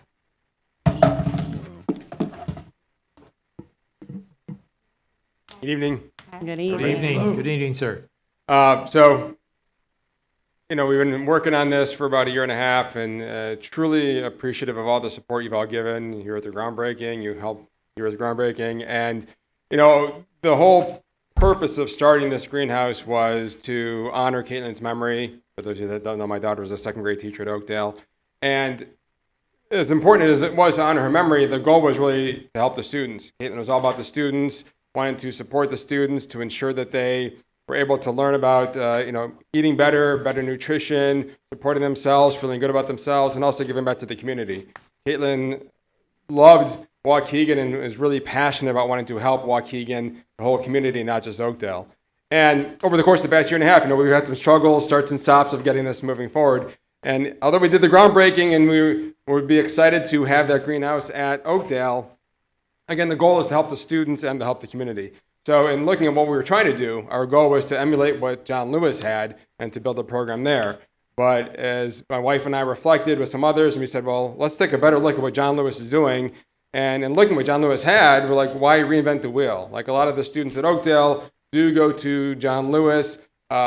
Brian Green, who runs that program, it is amazing what they have there now. Yeah, give them a round of applause. It's outstanding. I mean, what they have built, and now they have 35 crops that they're growing, and students are selling it at Gonzalez Market. The students are making food every Friday. They're giving back to the community. They're taking food home. This is exactly what Caitlin thrived for, and the kicker was that the students are starting to cook, but they have no place to cook. Yeah. And so Brian and the students want to build a kitchen where they can actually do more cooking, and they can cook for the students, they can cook for themselves, take that home. And so Caitlin was very passionate about, as I said, nutrition. She was a vegetarian. She was all about cooking and trying new foods, which is what Brian wants to do with the students. And so we thought, hey, why not give the monies that we've raised, which is over $100,000 from donations over the past year and a half, and support this kitchen and get this kitchen built immediately. It'd have immediate impact in the community, supplements beautifully what already they have growing there, and to us it's just a perfect fit. So we're very, very excited. We support this. We're behind it. Wow, great. We still will have Caitlin's memory at Oakdale. We're going to put a bench there with her name on it, but it's about the community, and that's what we want to do, and we support this 100%. Fabulous. Yeah, Thank you, this sir. is really, really great. I understand and value when you have to realize that a pivot is needed, and I think this is such a beautiful pivot to still honor her memory. And it's giving, to your point, kids the knowledge of, hey, you may not like this food raw, Right. which we see on the daily with our cafeteria trash bins. But if you learn how to cook it in a kitchen with different spices and components, you can turn it into something that you're actually going to like, and it's going to encourage them to still try those foods. 100%. So I'm really excited about this pivot. Sorry we couldn't get the greenhouse going, but I think this is a beautiful way to still honor her. 100%. And it helps the community, helps the kids, and that's what Caitlin was all about. So Wonderful. No problem. Thank you. Mr. McBride, please. Yeah, I'm excited about it because when I went to John Lewis, it was Jefferson at the time. I went to home economics, and home economics was one of the things that you're talking about. They taught us how to cook, and I'm really excited because when I was working at the Boys and Girls Club, not only did I teach them to cook, I took them to the store to learn how to buy the right food, and taught them economics on how to spend their money. So I see the value in the program. Awesome. And when it's all said and done, I used to tell the young men that one day, you might have a wife, and she leaves, you better learn how to cook. And so, that was, anyway, with that, that's enough. Thank you, Mr. McBride. Ms. Fabian. I'm really excited, and I also want to give a shout out to Mr. Green for his dedication in expanding his program, because apart from this, he's been going out and getting lots of sponsorships and filling out grants in order to be where he's at today. So I just want to commend him for that, and thank you for the pivot. I was a teacher at Oakdale many years ago, and we did have lots of garden beds that we were maintaining, but when staff leaves and new staff comes in, it doesn't always get maintained. So having a place where it's consistent and established, and we know that there's a dedicated staff member and administration that's willing to continue that program, I think is great. The only question I have is the different numbers where it says district allocation, the family donations, estimated capital costs, and then we have another purchase pricing summary. I'm really confused as to what the ask is from the board. What's the final number that you're asking from the board? I'll let LeBaron take that. Thank you all. Thank you. No, and thank you for all that. for all of the support. So, thank you. The ask from the board is to reallocate the funds that were originally allocated to Oakdale to John Lewis. Between Mr. Schomburger and Mr. Green, there's been donations, work with local organizations to help offset the costs. So that is the request, to allocate the funds. In the previous budget workshops, we've presented Oakdale Greenhouse on the slides, but the project hasn't physically proceeded outside of some architectural costs. So that is the request. So are you asking the board to approve $161,324 where it says district allocation on this To memo? shift from Yes, Oakdale to shift from Lewis. Oakdale to Lewis. So that will be the amount. Thank you. Good. Yep. Thank you. Thank you. Thank you. Thank you so much. All right, the next item is facility request for funerals for information. This is in response to previous discussion regarding funerals. We've included new verbiage as well as qualifying items on the agenda item. If there are any questions, we can also take the feedback if you'd like to review this, because I know this was an important topic previously, and we can address your comments at a future meeting. May I ask if there is any feedback that you send it to Nicholas and myself, and we'll get it to Mr. Moulton. We'll bring it back. Thank you. Thank you. Thank you. Item Thank eight, thank you. Item H is the FY26 supplies, general supplies, paper, and PE uniforms. This is a standard annual item with the purchasing information included on the agenda item. Item I is memorandums of understanding supporting emergency service response for crisis intervention. Information has been included on the agenda item under executive content for your review. Items J and K are the resolution to authorize interfund loan transfers from working cash, as well as the continuing resolution authority for FY26. Both are annual items. Hey, Mr. Moulton, what is this intertransfer loan from working cash? Where's it going? So, Ms. Hannah, that item just allows the district the ability to transfer funds from the working cash to support other funds. We do this resolution annually. It's not specifically going to any specific item at this time. This just allows Ms. Polk's office to make those transfers as needed. Right, I know what it's for. I'm just wondering, is there a reason for the transfer?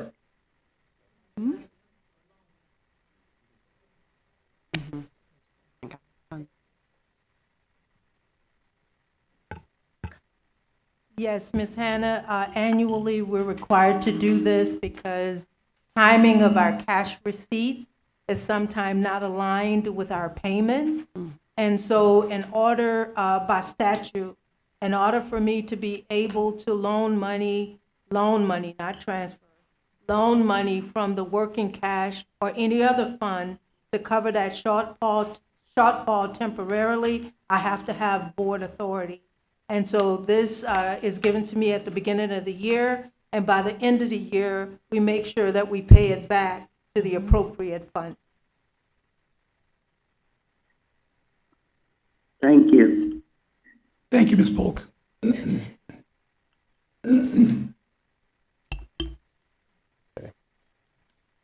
Item L is our annual renewal of contract for excess workers' compensation insurance.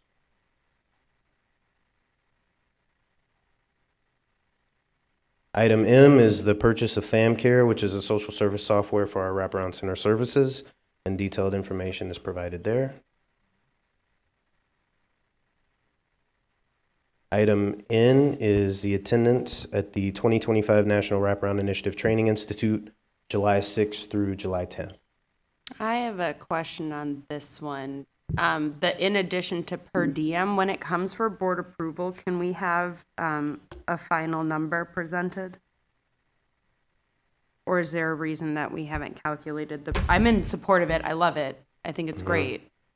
But I just think in terms of the final costing, can we just get the? Yeah, even if it's a rough estimate, a little bit Yeah. higher, we will Yeah. get that to you, yes. Thank you. Ms. So Science. I did email this as well, because along with Ms. Lensing's concern is everything should be filled out if they're expecting to have per diems, reimbursement of food, but also if we can add a line now that we're building out forms, add a line for ground transportation, because I see it all the time where we have the airfare in, but then we don't have the costs for like the Ubers to and from the airport. So that we have everything itemized and detailed out, so there's no surprises like, oh, now we need $200 more. Just so, and I agree, if we can also make sure that we're going to the higher end of things. I know she has current on there.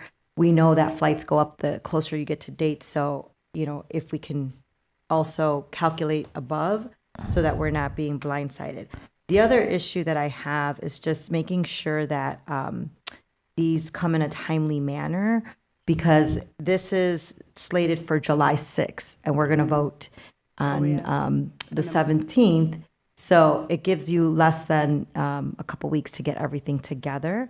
So I just want to make sure, and I'll note that on some other ones too, that we're doing this in a timely manner, which is again why I'm excited that hopefully we'll have a process where people will be signing this off and it'll get pushed quickly. So we'll get all the forms filled out. We'll get the estimate a little bit higher.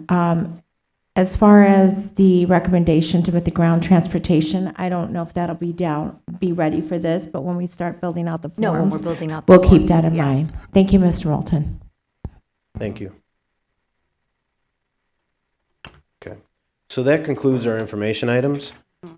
We do have 4 reports for you, the latter 3 being the standard monthly financial reports. Can I do something else while we're talking Oh, about yes. attendance at events?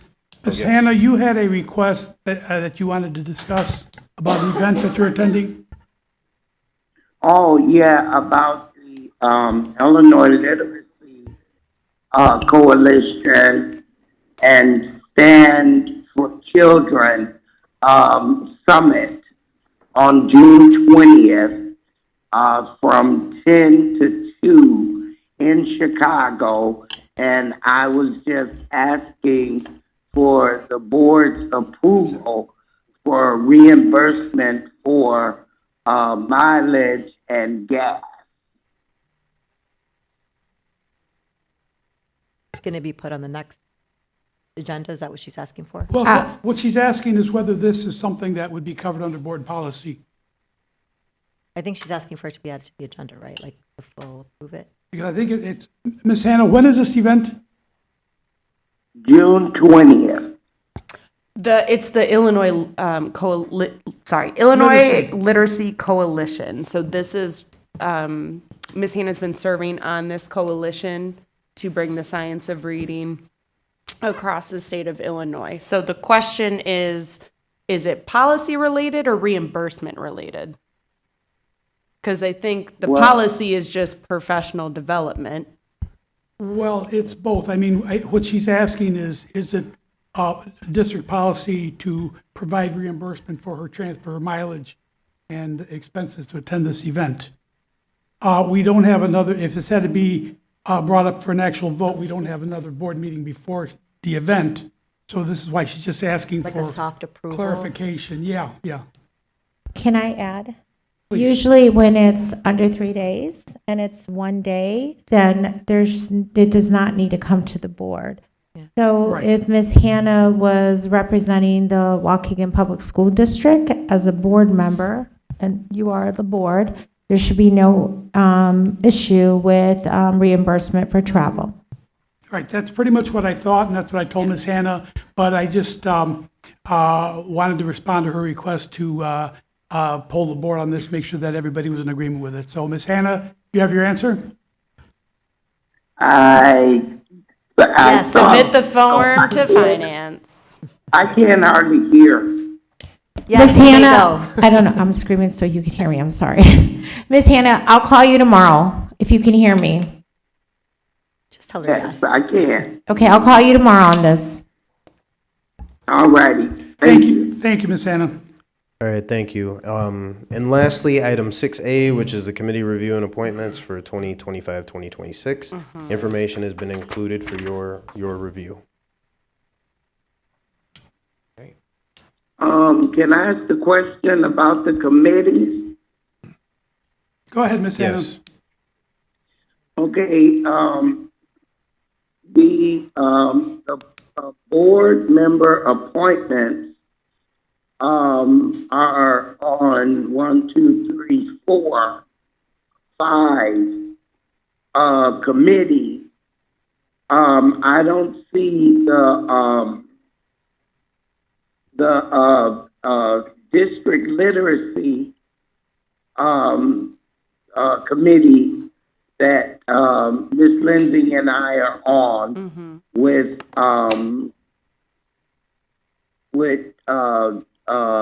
Jennifer Rice, And Ms.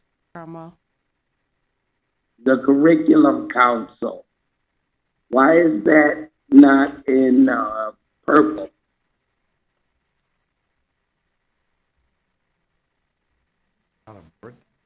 We will. So Ms. Hannah and I help with the literacy committee, and we've been attending those meetings, but it's not listed on here. So it's just a point of clarification of why it wasn't included. Is that an actual board committee?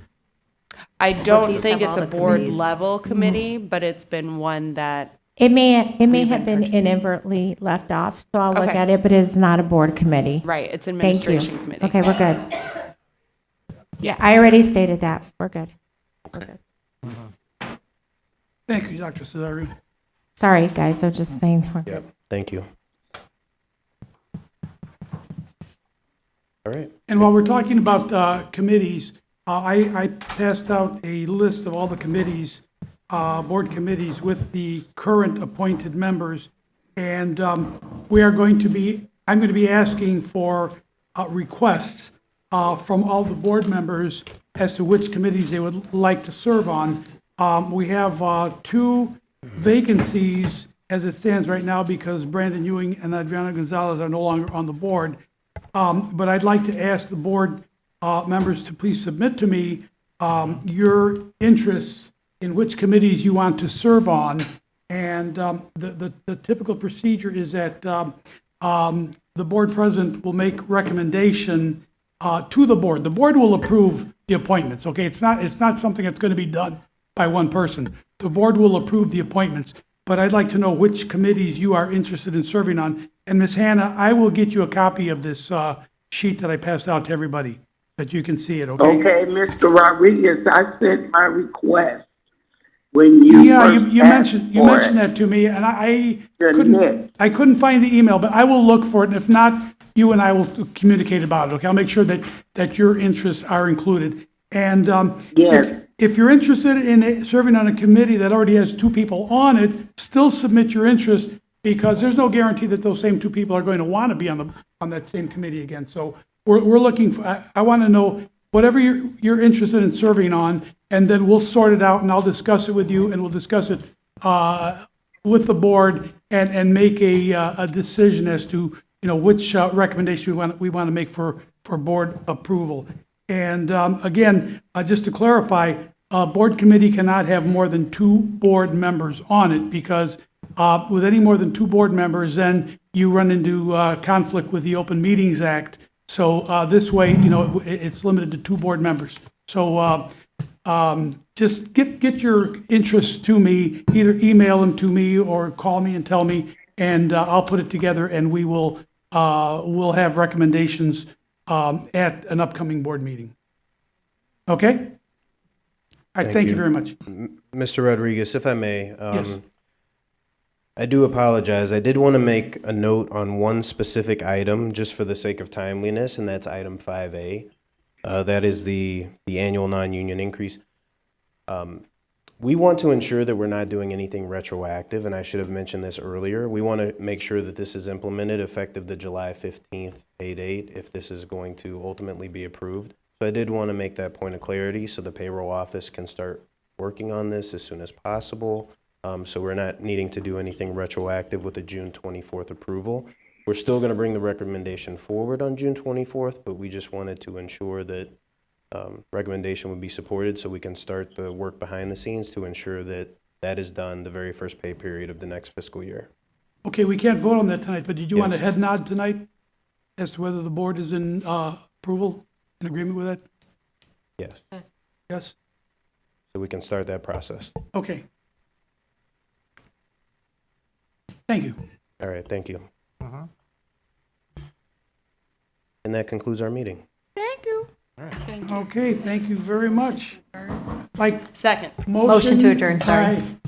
Fabian? Ms. second by Fabian, Lindsay. second by Ms. Lenzen to adjourn. All in favor? Aye. Opposed? Motion carries. Meeting is adjourned. We have one more meeting, folks. We have one more meeting yet, so do we need to take a short break?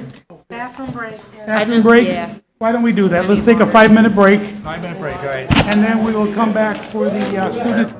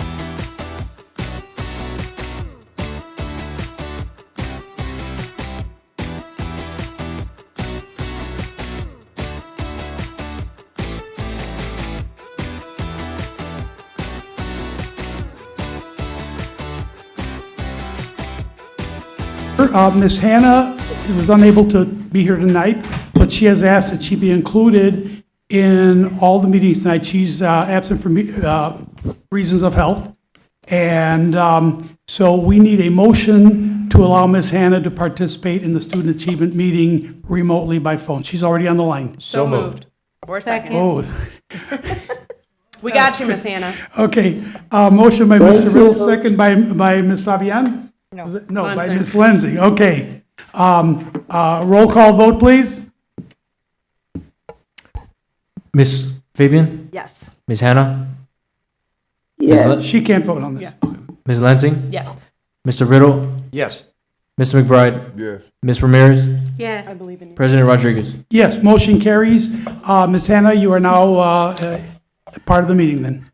Welcome, okay. Thank you. Before, let's see, we have the approval of the minutes of the May 13th meeting. Do we have a motion to approve? Motion. Motion by Ms. Second, Lenzing, Fabian. second by Ms. Fabian. Any comments, corrections, changes? I do have two things. On the very top of the first page where it says Student Achievement Meeting Agenda, that should be Student Achievement Meeting Minutes. Okay, and secondly, on second page, right after minutes are approved and community member Brother Blanks presents his news poetry, there should be that should be separated as a section for audience time. It wasn't on the agenda as audience time, but I did call for an audience time.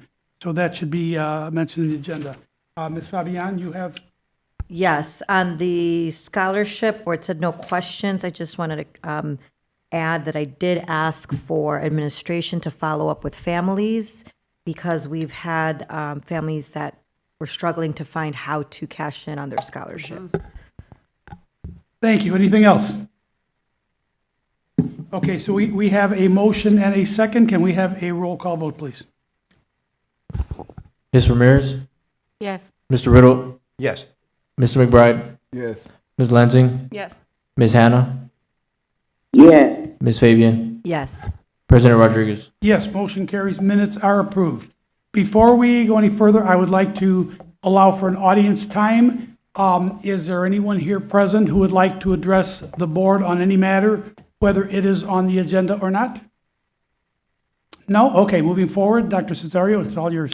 All right, great. Good evening, Board President, Superintendent, members of the board, members of the community, and colleagues that are here. There are several items here that all for information. I'll start with the first one.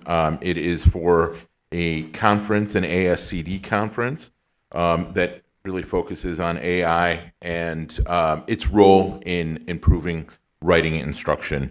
And so this is, you can see, this is for Principal Campos and Assistant Principal Cooter, along with Teacher Mary Schroeder for June 29th through July 2nd.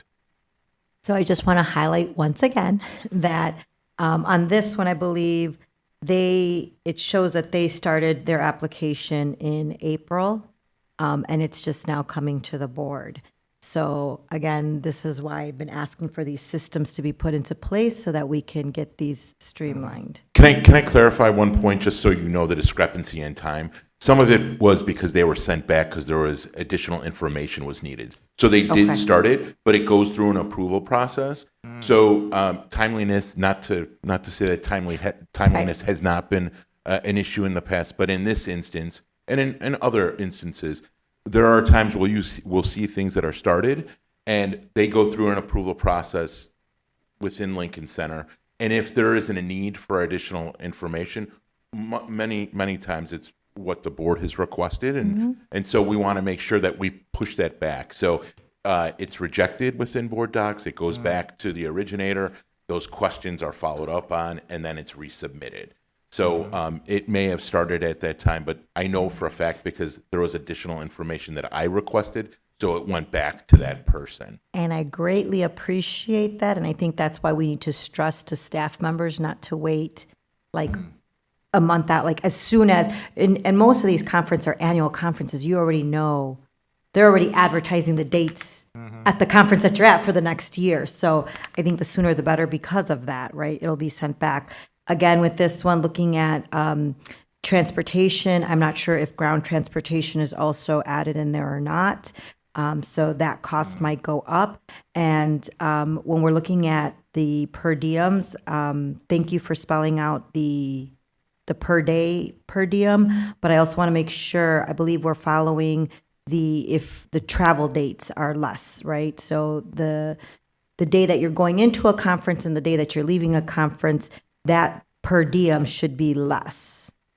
So I want to make sure that, not so much for the board's sake, but for the individual's sake who's seeking reimbursement, they understand what their total allotment is so that they're not going over that spending and then realizing that they're not going to get reimbursed for that total amount. So I just want to make sure that we're clear on that. And then the last thing, and I meant to say it on the operations meeting, is again, even on the approvals, at the bottom, it doesn't have that chain of approval signatures, noted that you've looked over it. So I think, again, having that The very streamlined bottom? system, yeah. Sorry to interrupt you. The very bottom? Yeah. So the very bottom is signed, and I don't have the screen in front of me, so I can't see. But I believe the very bottom, and Angel can look at that, the very bottom is when it's returned after they've potted it all up.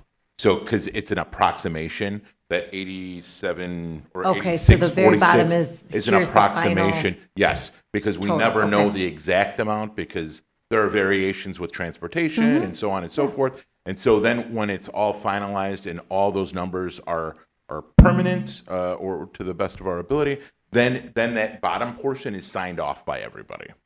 Okay, but they're still getting the approval prior to. We have to get the approval. To We have to leave. get the Okay. approval, and yes, and that's why you'll see it's an estimated total request. These are always estimated because Right. we never know. Right. And some people don't take the entire per diem. So some people just they don't take it, or it's less than they spend less, or what Right. have you. So we never know what the total cost is, but that is the explanation for why it's estimated for the general public. And also why that bottom portion is not finalized. It'll come back to me afterwards. So after and I they have to sign it again. travel, Mhm. it comes back, okay. It goes back through the process. So like any ones that I would sign off on, Angel would review, and he makes sure that everything that you talked about, like, is this appropriate to, include and so on and so forth. And then they go back to me. They go through that whole process again, essentially, making sure that all of that is completed. Okay. But yes, you'll see that quite often, that it's not finished at the bottom.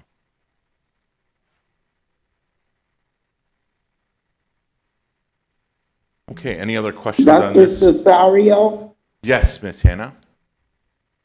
how come all the middle school teachers principals aren't going?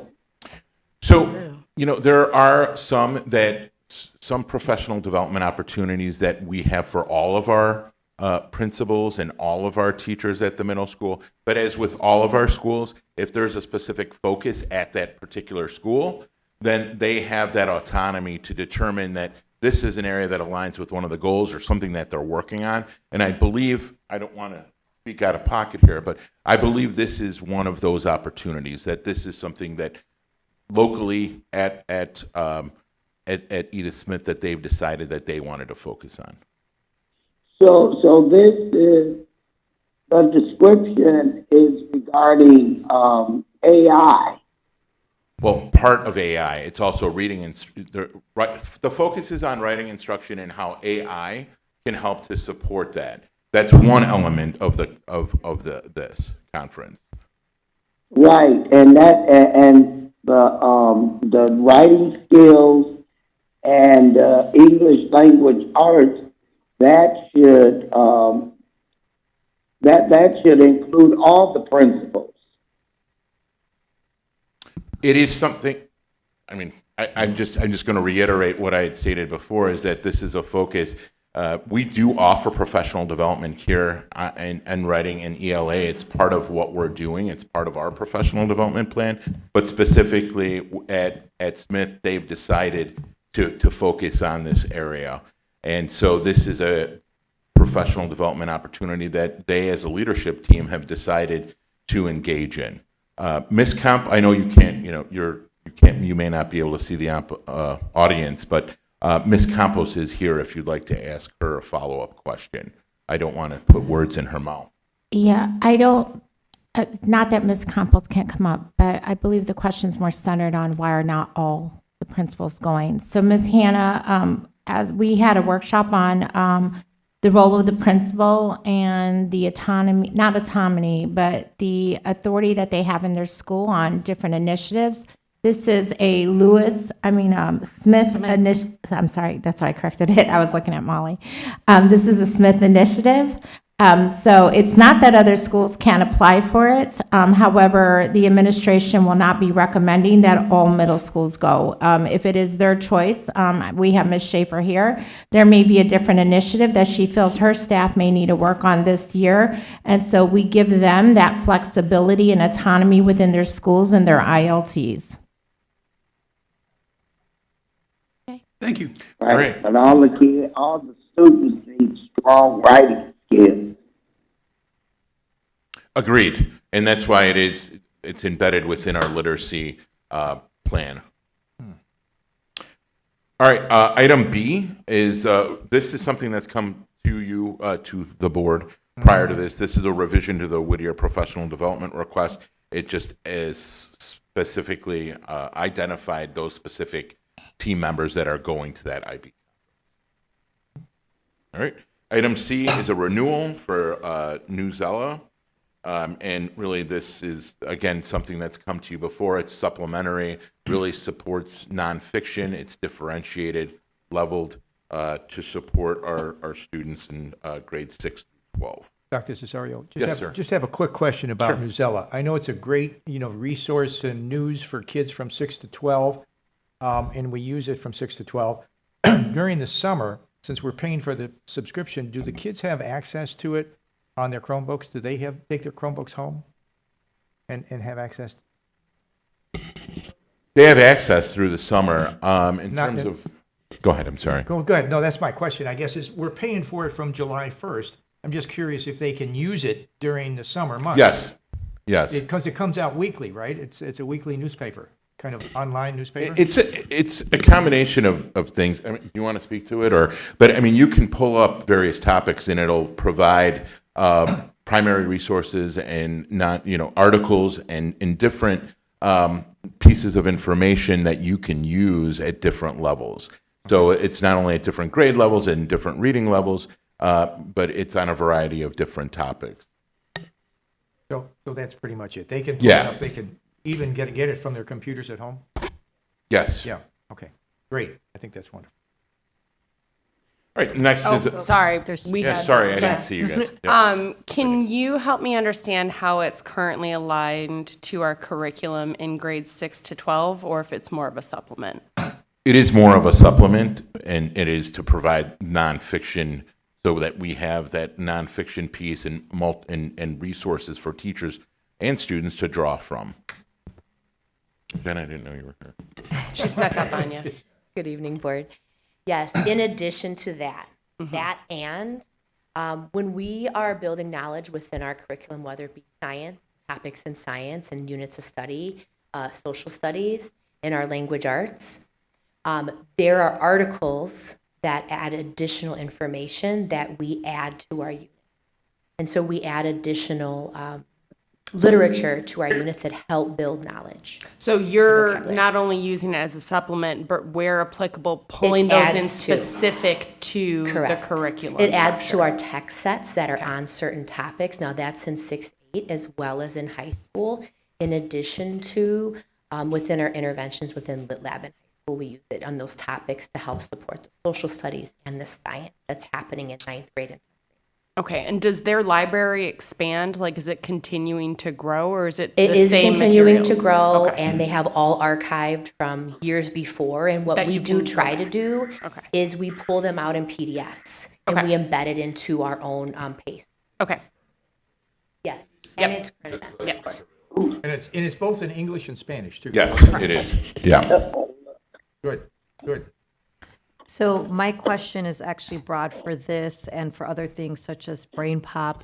To Ms. Lenzing's point, these things are available all year round for our students. and that they can be utilizing them at home.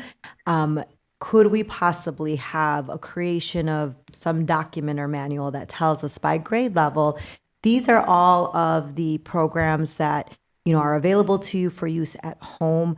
We constantly talk about the communication piece out to parents, and we haven't seen a lot of it. So my frustration is something like that would be really helpful at the end of the school year as you're leaving for the summer. Obviously, the majority of our kids, it's a fraction of our kids that are coming back for summer school, right? So for the rest of them, here's a guide of all the things that you still have access to work on over the summer. So if we could just get some kind of What we are, piece at least. just to be really, you will see this coming up, but we're working with our FACE department so that every single grade level, all the way through 8th grade, will have a grade level brochure. Perfect. So on that brochure will be exactly what you all have been asking, and if it's digital, you can just click on it right then and there. So if it's on paper, you'll see the link, you'll see the URL, but it will be also, what are the things? Oh, they're learning about Egypt. Oh, they're going to write about this, in parent-friendly language. So that will be coming and forthcoming. It's in the works right now. Excited. And then, sorry, just because you said it, if we can just make sure we're getting feedback of how helpful it was or where we can improve for next year. Yeah, I understand well, it's the first rollout. Yep. But Yeah, I'll bring Awesome. that back to the team. Thank you. Okay, so, whoops, sorry about that. So renewal of Brain Pop is for grades K through 8. This is also supplementary vocabulary and reading comprehension. All right, item E is renewal of Panorama. That's our SEL screener. This is used by both teachers and students in grades 3 through 12. And we use this information, the teacher uses this information, our ILTs and our other support staff at Lincoln Center use this to provide supports when necessary, targeted supports. So we're constantly reviewing that data to look for trends at schools, trends at grade levels, trends in the district as a whole. I just want to comment on this super fast for the community. There is the Panorama data attachment in here that I want to make sure everyone's clicking into and going through and taking a look at, because it's giving us a picture of the kids, and we're not highlighting that specifically. So please take the time to open up that attachment and go through it. All right, thanks. Next is a new item that you will see come up for approval in our board meeting. And this really came out of requests from principals who were getting requests from teachers on tools that we could use, AI tools that we could use to assist teachers. And so SIBME is a partner that we're looking to engage with, really to focus on using AI as a teacher assistant and a teacher tool, and also as a coaching tool. That's our first foray. There are many, many options that we can utilize SIBME for. This is our entry point. We've had 3 sessions where I brought my team, my immediate team, the ASAP team, the directors, associate superintendents, and so forth, to sit and review and see how we could utilize this. We brought in a group of middle school principals, had them review and go out, and a couple elementary. We're not going into elementary right away. We're starting middle through high, but we did want to have a couple elementary principals in there to get their feedback. We did the same with our high school principals and that team to get their feedback, and everyone was really excited about this.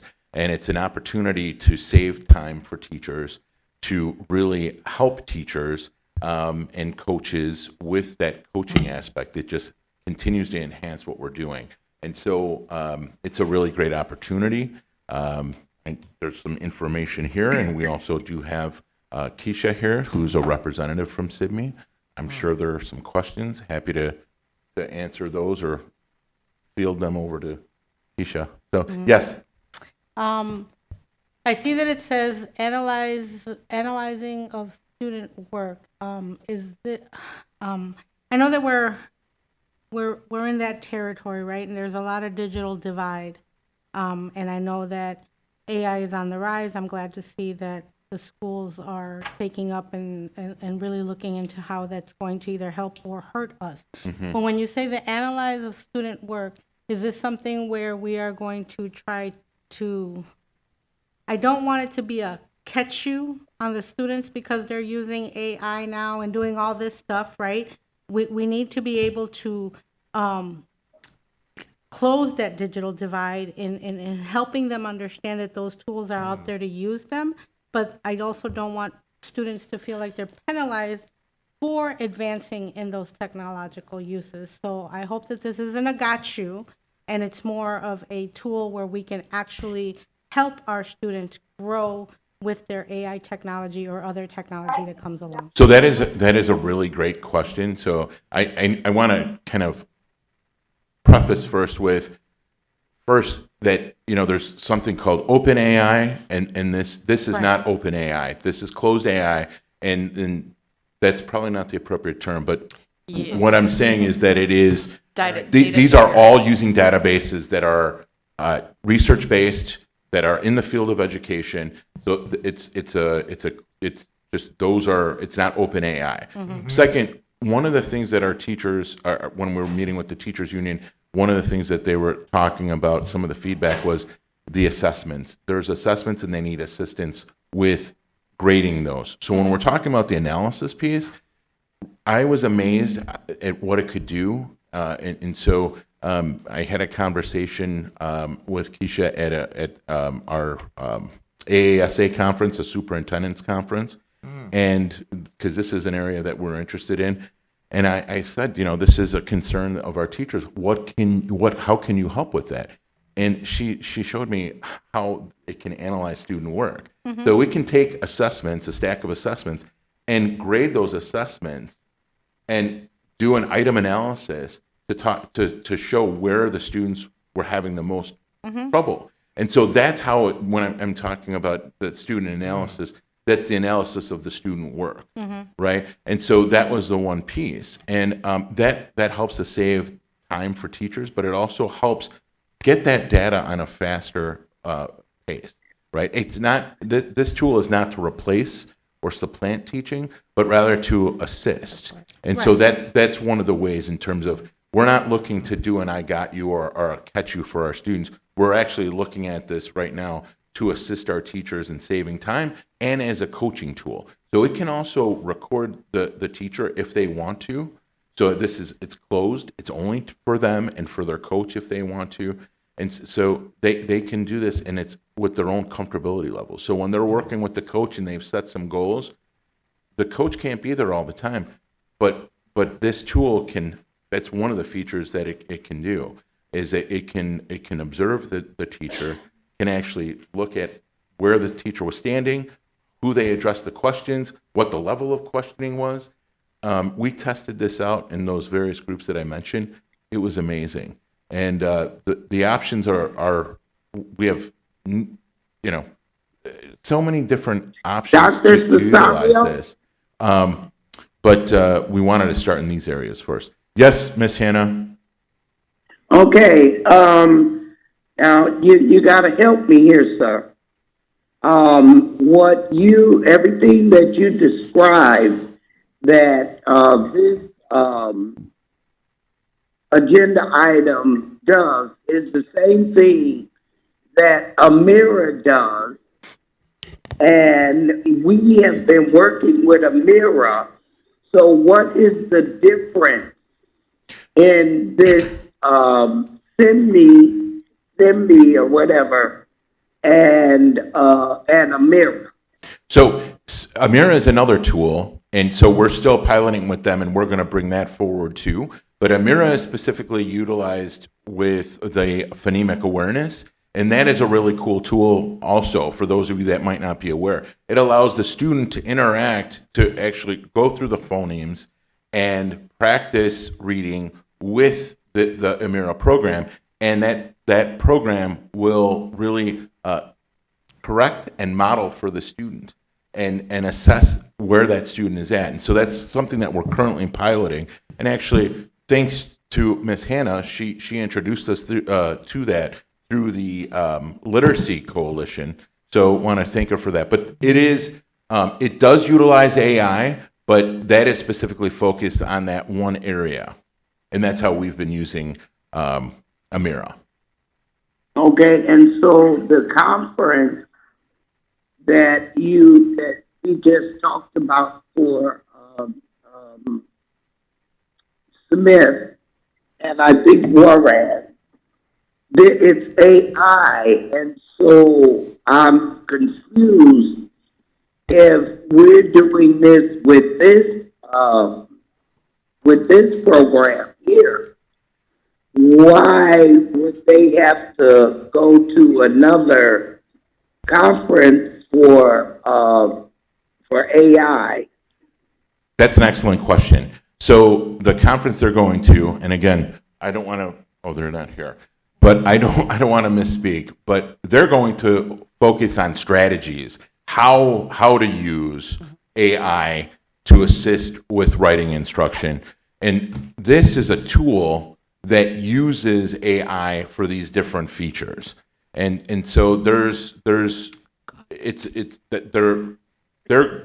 teachers and the administrators are going to focus on the strategy.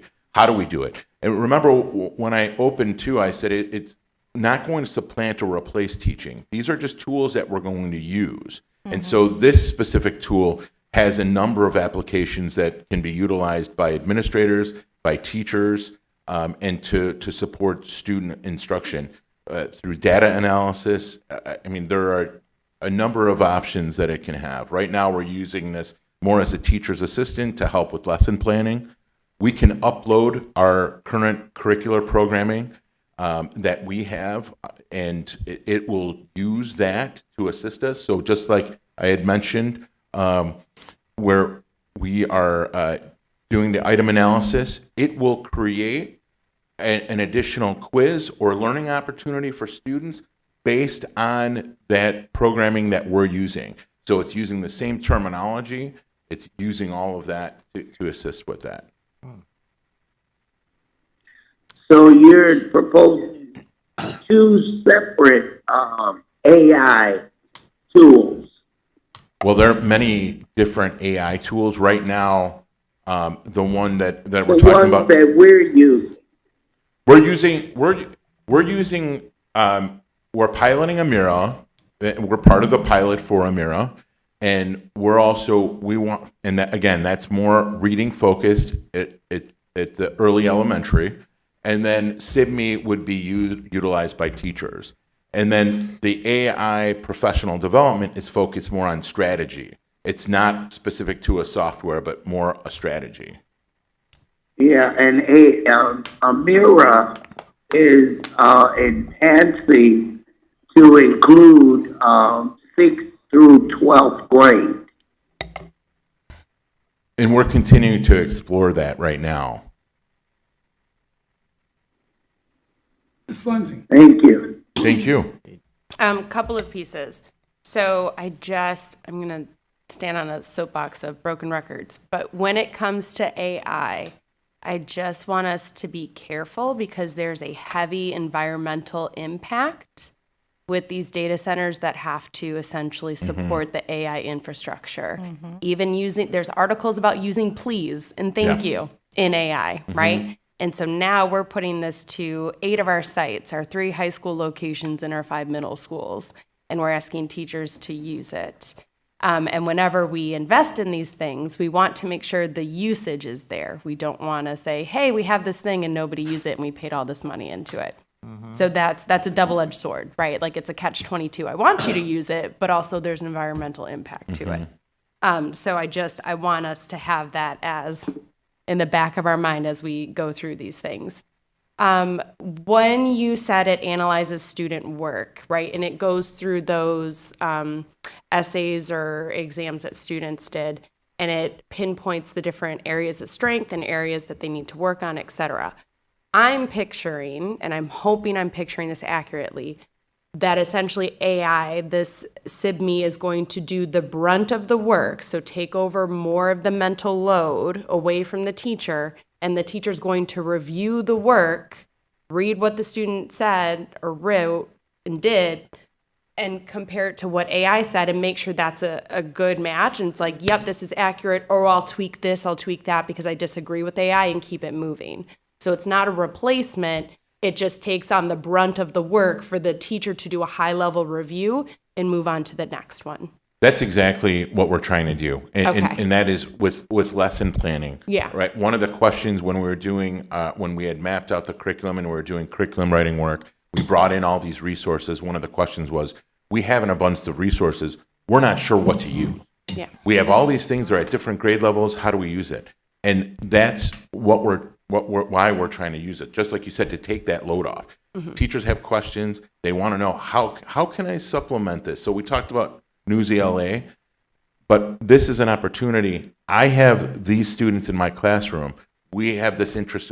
So you can take the information from Panorama. You can take information from an interest inventory at the beginning of the year. I have kids who have interest in A, B, C, and D, right? Or I have kids who speak these languages. It can translate those languages to assist with the lesson planning. I mean, the possibilities are endless. But to your point, that is exactly what it is there to do, to assist as a teacher assistant. That's why we wanted to lessen the workload, because over the last 10, 15 years, we know that the demands on teachers have increased quite a bit. The assessments have increased, and we're listening. We're being responsive to what the teachers' needs are, and this is one of the things that they've talked about. But we've also heard that teachers also want AI tools that they can use to strategize with. Right. Okay, and then my last question is that, you talked about open AI and closed AI. Yes. And so to me, we're pulling from credited sources to support the AI system.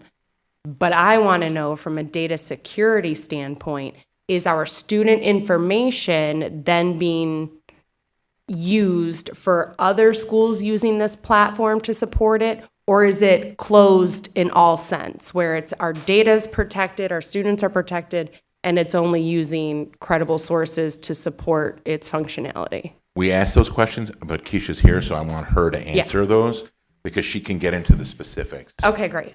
Perfect, thanks. Yeah, so great question. You're asking all the right ones. We host through Amazon Web Services, which, right? Uh-oh, I don't know if that's good or bad. It is. We host through Amazon Web Services, but it is your data. So we can't even go in and watch videos of your kids or look at your student data, even if we wanted to. We help you get into your account, but your tech team, your school owns that data, and it is in its own closed container. We do not use your data at all to train our AI or to inform any other school, and no one else can see any of that information at all. So it is held in its own container, and it does have that ability. All the transcription is through Amazon Web Services as well. It speaks 144 different languages and is able to do that. We have a huge FERPA COPPA compliant, Privacy Shield certified. We've met all of the RAMP requirements and all of those big ISO certifications. SOPA as well. Yes, thank you. I missed an acronym, but yeah. So we've met all of those requirements, and we're happy to provide all of those for you. I think we've provided it to your team, but I'm happy to go into any of those details that you want. Don't need to go into those details, but I'm a liar. I have one follow-up because with the video recording, now that I get that it's restricted to our district, but I'm just curious about our student handbook and when families opt out of the video recording and all of that stuff, how that's going to be addressed. And that may be like a takeaway because that's more of an in-district thing, not necessarily. Okay. Yeah, go ahead. So we asked, sorry. So this is one of the reasons why I wanted to have those groups go through, because we wanted to ask as many questions as possible, and this did come up. And you can blur all the students out, so you're just focusing on the teacher, right? And so the other thing is there's that privacy piece is there so that you can do that. And you can just audio record. Okay. And that was the other thing I was saying. You can audio record like one group. So if I have 3 different groups working in the room and I want to monitor one group, I can have 2 groups being monitored at one time because I could use SIBME to monitor what that other group is saying. God, I'm going to be a real big liar. I'm super sorry. And this I'm so sorry. This covers all of our groups, right? Like this will support our SPED teachers, this will support our dual language, everybody. Sorry. That was my question. Okay. Yeah, no, it's for everybody. It's, I'll shut up now, I and again, we had each department represented. We had all our folks in there because those were the questions that were asked. How many languages does it translate to? What's a Google Translation service? And how can we use this? I know Dr. Bublitz asked some questions about IEP. Yeah, I mean, there was a number of things. How can we put accommodations and modifications when we're doing a lesson plan? That was one of the things that came in. So I don't know. who's Mr. next. Ramirez Sorry. was next, but you still That want was to say kind of a anything? question for me, what Ms. Lenzing just answered. Does it work well with the other departments? So I'm assuming that it understands our standards, our WIDA standards. I mean, everything is there for any one of our teachers that wants to use it at any given time. Yeah, that's right. And just to clarify something you said earlier, it doesn't actually pick up on whether a student has used AI or not. So it does not have that capability. I think that's where you were going with the question. So it isn't meant to be student facing at all. It's meant to just be supportive of the teacher, and it doesn't penalize them for using AI. Awesome. And Ms. Fabian? And then just a couple clarifying questions. First, when we're purchasing items, I don't want to just consider how many languages, but what languages, because I want to ensure that we're looking at our data and saying we need these specific languages, because you can have 144, but if you don't have Malayalam, right?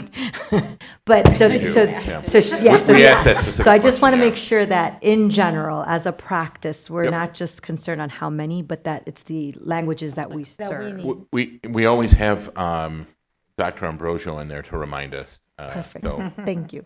Second, what I really want to clarify is you said that it would be used to help grade student work, but I don't see that anywhere here. Is it being used to grade student work just to inform the teacher on better practice, or are students getting feedback as well on their work? So what I was referring to is if there's an assessment, there's a quiz, and helping to get that feedback immediately so that we can re-engage the students.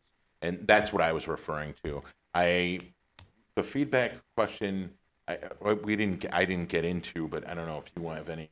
Yeah, so students do not have any access inside of the platform. The teacher would not be able to share with them. Now, what they could do is what they could do is they take their phone or any device. It can be a Chromebook, MacBook, doesn't matter, right? They can hold it over the student work, and it can immediately tell you what Fred did wrong and what he did right, and create a worksheet for Fred right away. Now, I could take that, I could click a button, and I could send Fred that worksheet in Google Classroom or wherever, but not inside of the Sibme platform. So I can get feedback. Yes. to Okay. send, but Perfect. not I to- wanted to make sure that it wasn't just feedback for the teacher, because that's gold right there, is being able to actually give the feedback to the student. I've always been a proponent of less homework because we're not giving that immediate feedback, which becomes useless to students. So if we're able to capture something and give a student immediate feedback, that's where we're going to see the growth. So I'm excited. And it lets the teacher group those kids too right away in class. As they hold their phone over it, it can say, it does that immediately. And it'll point out specific strategies and standards then. Perfect. Thank you. Oh, Mr. Riddle. Yeah, so this is way above my head. Okay, because I have used Open AI, but I have not really seen something like this. So I guess I have a couple questions. One is, does this license, for instance, for $150,000, does that allow all of our teachers to use this in our district, or just some of our teachers, or just our administrators or coaches? Right. So who gets to use this first? right now it's 6 through 12, and the administrators are included in that. The teachers and the administrators from 6 to 12? Yes. Okay, so not elementary, just 6 to 12? Not right now. Okay. No. And then, what do you envision that most of our teachers would want to try this, or would only some of them use it? And is there training that goes with this so that they would be able to? I can see some teacher that's really into AI and very, tech savvy, wanting to use this for all of their students, and another teacher who says, I've been around 20 years and this stuff's way above me. I'm just doing what I normally do and teaching the way I know to teach. So how do you work this through with those two types of teachers? And then, or do you train them? Do you train these teachers to come on board and use this as a tool? Or do you let your ones that are tech savvy and want to do it play with it this year? So there's a couple of things. So again, we were trying to be responsive to the needs of what the teachers were saying and our administrators. Our administrators, especially at the high school level, were saying that their teachers were asking for more tools. Okay. Right. So that's one piece. All right. We have not gotten into the specifics of usage of who's going to use what or when they should use it or how they should use it. We did talk about training and we did talk about the support that would be given. But that is something that the principals will have to work with the principals and the area superintendents to talk about what are the expectations for year one. So when we go into something, when we purchase something, we have an implementation plan. Those are things that we're going to have to discuss. We haven't fully flushed it out, but we do want to be responsive, and that's part of the reason why we've heard more from 6 through 12 than we have. Not to say that we're not going to roll this out, but we want to make sure that we're meeting the needs and that we're doing this gradually. But we have to have some plan. And so we haven't fully formed that out. We're going to take some time to put that together, but we do want to be responsive. Okay. And then my other question was, it sounded like, this could watch a teacher teach. And so how does that happen? Does the teacher put their computer out in the back of the classroom, or do we have a camera in the classroom that's watching? They can use their phone, they can use a camera, they can use their computer. It's up to the teacher. Not everyone, and that was the thing, and that's why some teachers are going to use it for that purpose. Some of them might not. Okay. But we do want them to use that for the assessment piece because we know that is something that they've been talking about. The other piece is we have to talk about what our rollout is going to be. Is maybe for the coaching piece, maybe that's the foray there. But that's still something that we're working on. But they can use any multitude of. They can use their phone.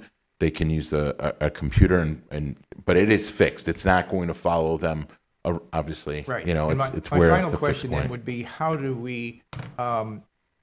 how can a teacher that's maybe not tech savvy can feel like a coach is coming in or a supervisor and using their phone and watching them and letting AI evaluate what they're seeing instead of what they are seeing with their own eyes? Because we've not agreed to that, and so that would be something, it could do that in the future, and that's how other districts do use it.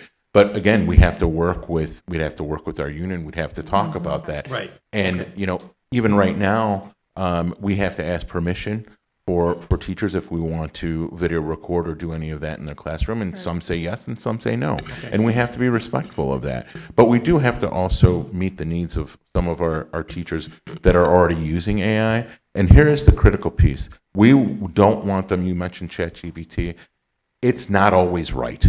And so if we have it controlled, and that was one of the major things here, we are using a resource that is using databases that are all research-based, that have the finest and most vetted educational resources and materials available, rather than just going to OpenAI. Right. Okay. And so it's much more controlled. The level of quality is much higher, and then there's support not only for our administrators but also for our teachers. So those are some other pieces that we want to be responsive, because we are seeing an uptick. There are we know from utilizing the Learn platform, there are teachers that are utilizing and other team members that are utilizing different AI programs. So we want to make sure that this is the go-to so that we can get the most accurate information to our teachers, to our students, and to all of our colleagues in the district. Right. And industry's starting to use this as well. I mean, you had individuals using it, and then, some of the industries are starting. Everybody's using it. I mean, you see it all the time. It doesn't matter where you go. It's everyone's using it in some capacity or another. Yeah. Okay. Can we have Ms. Fabian and then Ms. Lindsay? I just want to piggyback off of Mr. Riddle's comments, and I keep hearing we're meeting the needs of the teachers, which is great, but we also need to meet the needs of the student. And as a board, I think we need to stress the initiative of digital equity.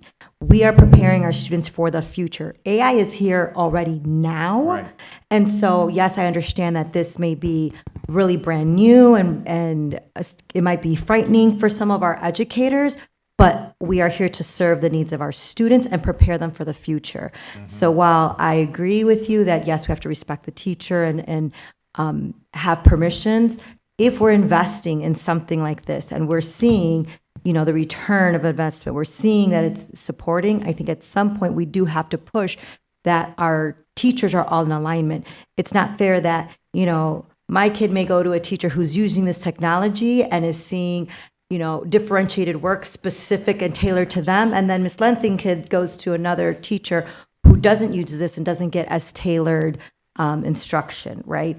And so I just want to make sure that when we're doing these things that we are providing digital equity for our students and that we're preparing them for the future, which means our teachers have to start preparing themselves and doing that professional development and opening themselves up to this new technology because it's not going away. It's only going to get, you know, more enhanced. And the way that these things are utilized, they're actually made to be more user-friendly so that it is less work for the person. And I think that's the other angle that we have to really promote to our teachers is showing them the time-saving value, right? That I don't have to sit there and go looking at all these worksheets and going, hey, these 4 kids are having the same issue, these kids are having the issue, and like, how do I create this for that? So just if there's also some kind of data that kind of tracks like how quickly it's used, you know, how often it's used so that our staff also understands that this is not there to somebody's point as a gotcha. It's there to enhance support and free up your time. Because I remember doing those papers, like it frees up your time. So It's a lot of work. it's a lot of work. I used to run small groups all the time. And like you said, you know, you train your children to go like, you guys go here, you guys go here. I'm going to work with this group today, you're next tomorrow, whatever it is. And you do have to have like that capacity to be able to supervise and listen, but still be focused with the group in hand. So this is also aiding you in that. So again, just pushing on where it's supporting the teacher to really get them on board. But again, as a board, I think we need to be stressing to our educators that this is not going away and all of our students deserve to have the same digital equity advantage. Thank you. Ms. Lensing? Sorry, last piece, just because cameras were brought up. So I don't know the capacity at the middle schools, but with the Brookside campus at least, and I believe Washington as well, there's certain equipment that teachers can check out. So if they need a camera to help support one of their lessons with the tool, they can go check that out for their lesson and prepare. So there's not, we said cameras, and I don't want people to think, oh, now we're going to add cameras on top of this cost. Like we have some infrastructure in place to support it. But I think also when looking at the work, because there's been worksheets where my kid's answer was marked wrong, and I read through and I was like, nope, I'd come to your same answer. Sometimes the provided assessments from the publishers are wrong. So I'm anticipating the AI will also say like, this is a poorly written question and the way they answered is correct, but really this, that, the other. Yeah. So Thank you. that's it. Okay. Our next item is a renewal of Boys and Girls Club of Lake County. This is after-school programming that's currently at North and Oakdale, so this is a renewal of that to continue that partnership. H is professional development for Lewis Middle School through Applied Linguistics and through the Center for Applied Linguistics. And this is PD for teachers of dual language. Really excited about that. All right. And then the next two, I and J, are coursework for our teachers to prepare them to teach those respective new AP courses. K is the a request from Student Outreach to attend the Innovative Schools Summit. I'm just going to reiterate again, this summit is coming up July 6th. Does not give a lot of time for preparation, or if we decide that we vote against it because we need more information. So again, just stressing, if the sooner that we can get these things on the board, the better. All right. Thank you. Item L is renewal of FAPARA. It allows our teachers to monitor their Chromebooks and what students are doing. Item M, renewal of Remind. It's used by our teachers and counselors to communicate with students and parents. I just have a comment there as well. On M? On Remind. I have, as a parent, I received some teachers who use Remind very well. They, send out messaging, and then you have some teachers that do not utilize it at all. So I want to make sure that when we're onboarding or yearly, that there is a reminder to teachers that this is something that the district is paying for, that they should be utilizing for various reasons, right? Because it does capture the data of communication. There's an automatic communication log. And so, and it allows them to even use their personal cell phone, but without them having to give out their phone number. So there's a lot of advantages, but I don't see a majority of our teachers using it. And so I just want to make sure that we're using this to capacity so that, we are getting information as parents, not just at the district-wide or school-wide lens, but also pertinent to your classroom. Noted. Thank you. Mr. Rodriguez, I have a question. Go ahead, for Ms. Ms. Anna. Dr. Go ahead, Ms. Anna. Dr. Cesario, with the renewals, we had asked for data to show that the renewals were beneficial to the student. And so, do you have that data for us with these renewals? I believe Dr. Cuevas can share the usage data in terms of, again, this isn't something that would impact student achievement, but we can talk about the usage. So I'm going to. It's not on the agenda, Ms. Hannah, if that's what you're looking for.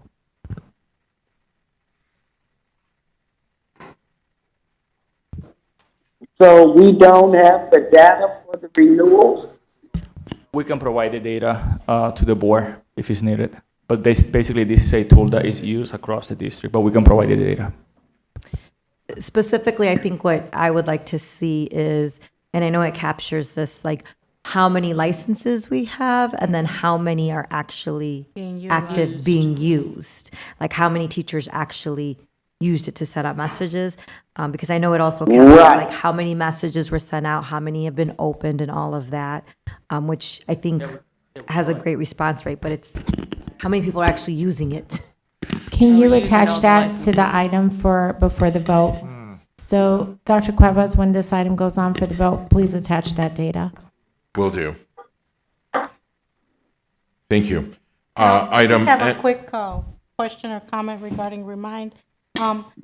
Does Remind work in cooperation, like with our Power School, when we are Infinite dropping, Campus. adding kids and stuff, like Infinite Campus?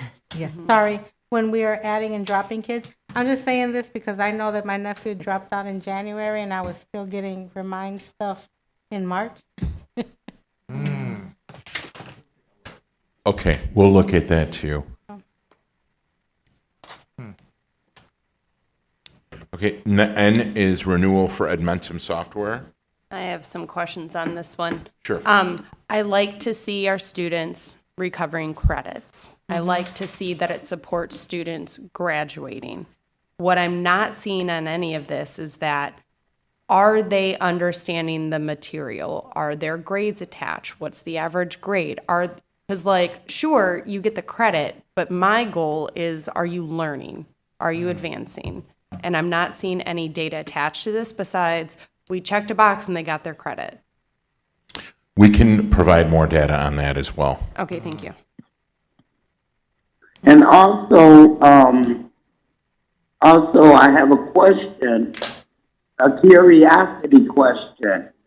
With our students only having to get 17 credits, and we are still having these programs for credit recovery, does that mean that the students aren't reaching 17 credits either?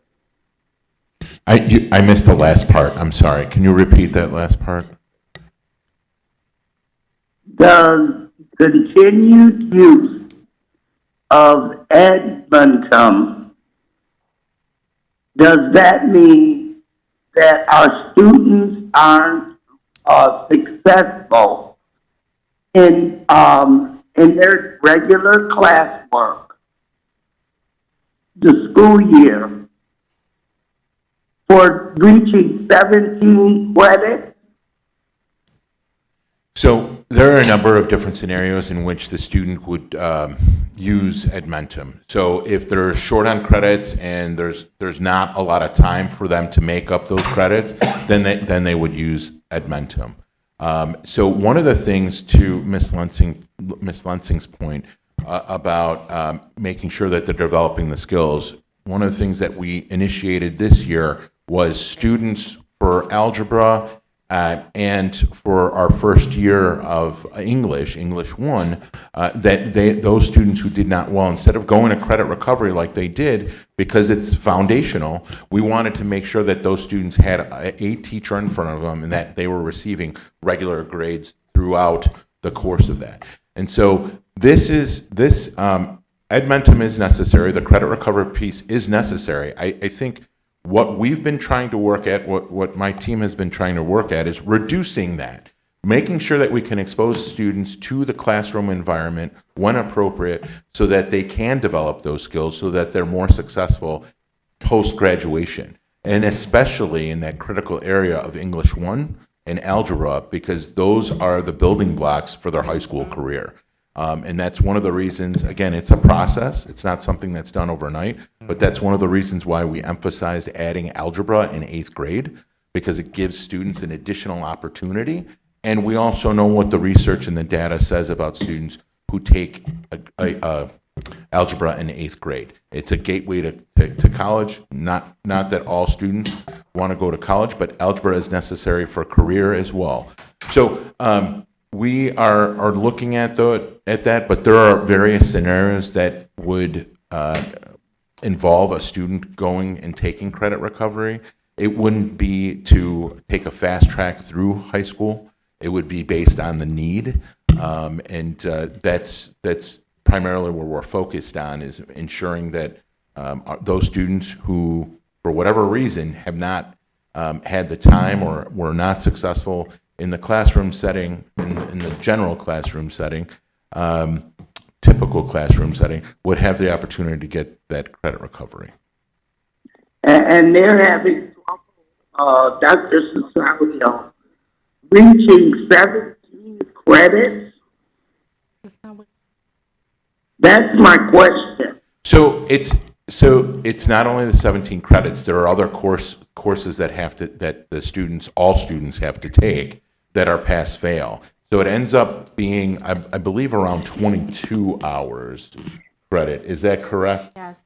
Yeah. So it ends up being 22 hours total, but those last 5 hours or so are pass-fail. So they have to get a pass-fail in those courses.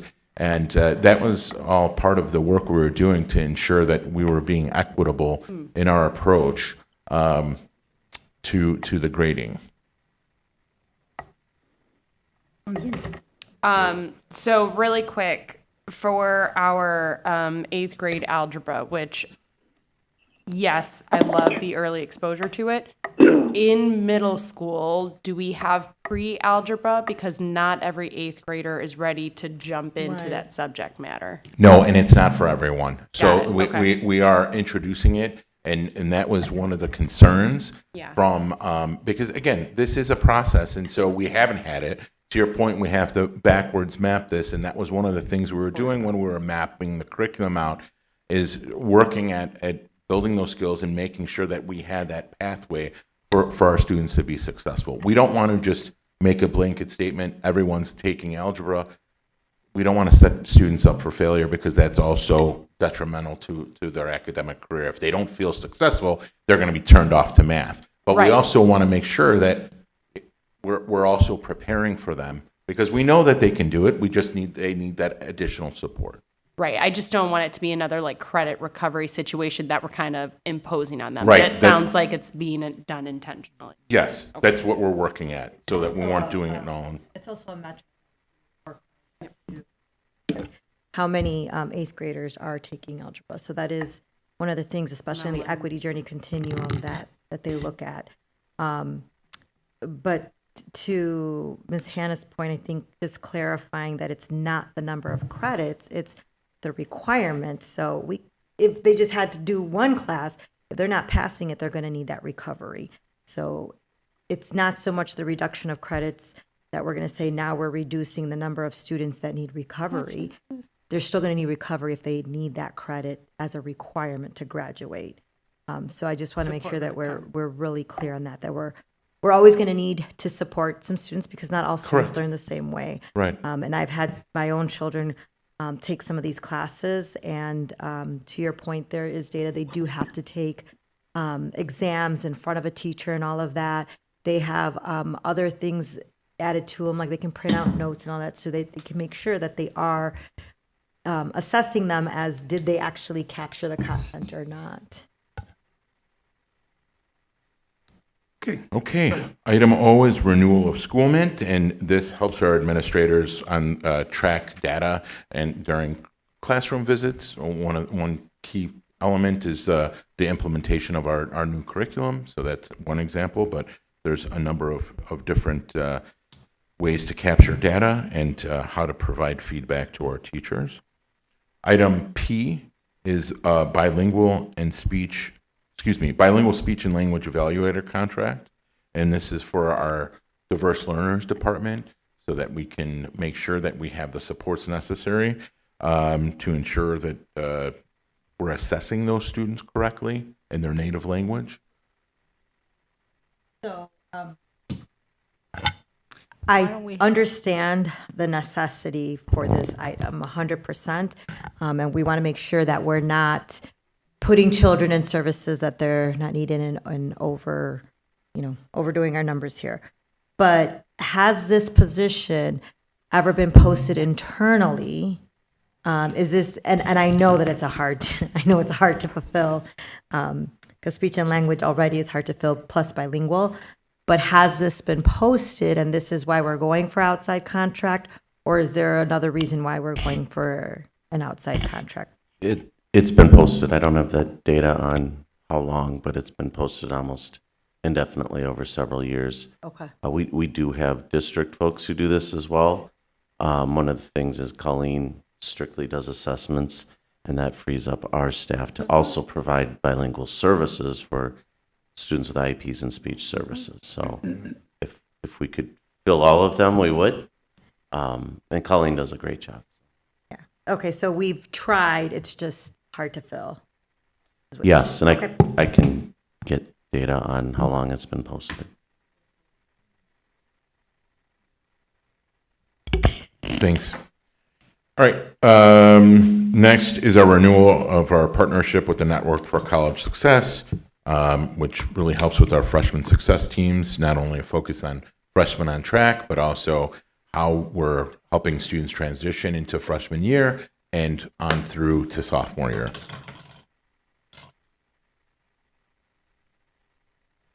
Thank you. Motion to adjourn. Okay. Thank you very much.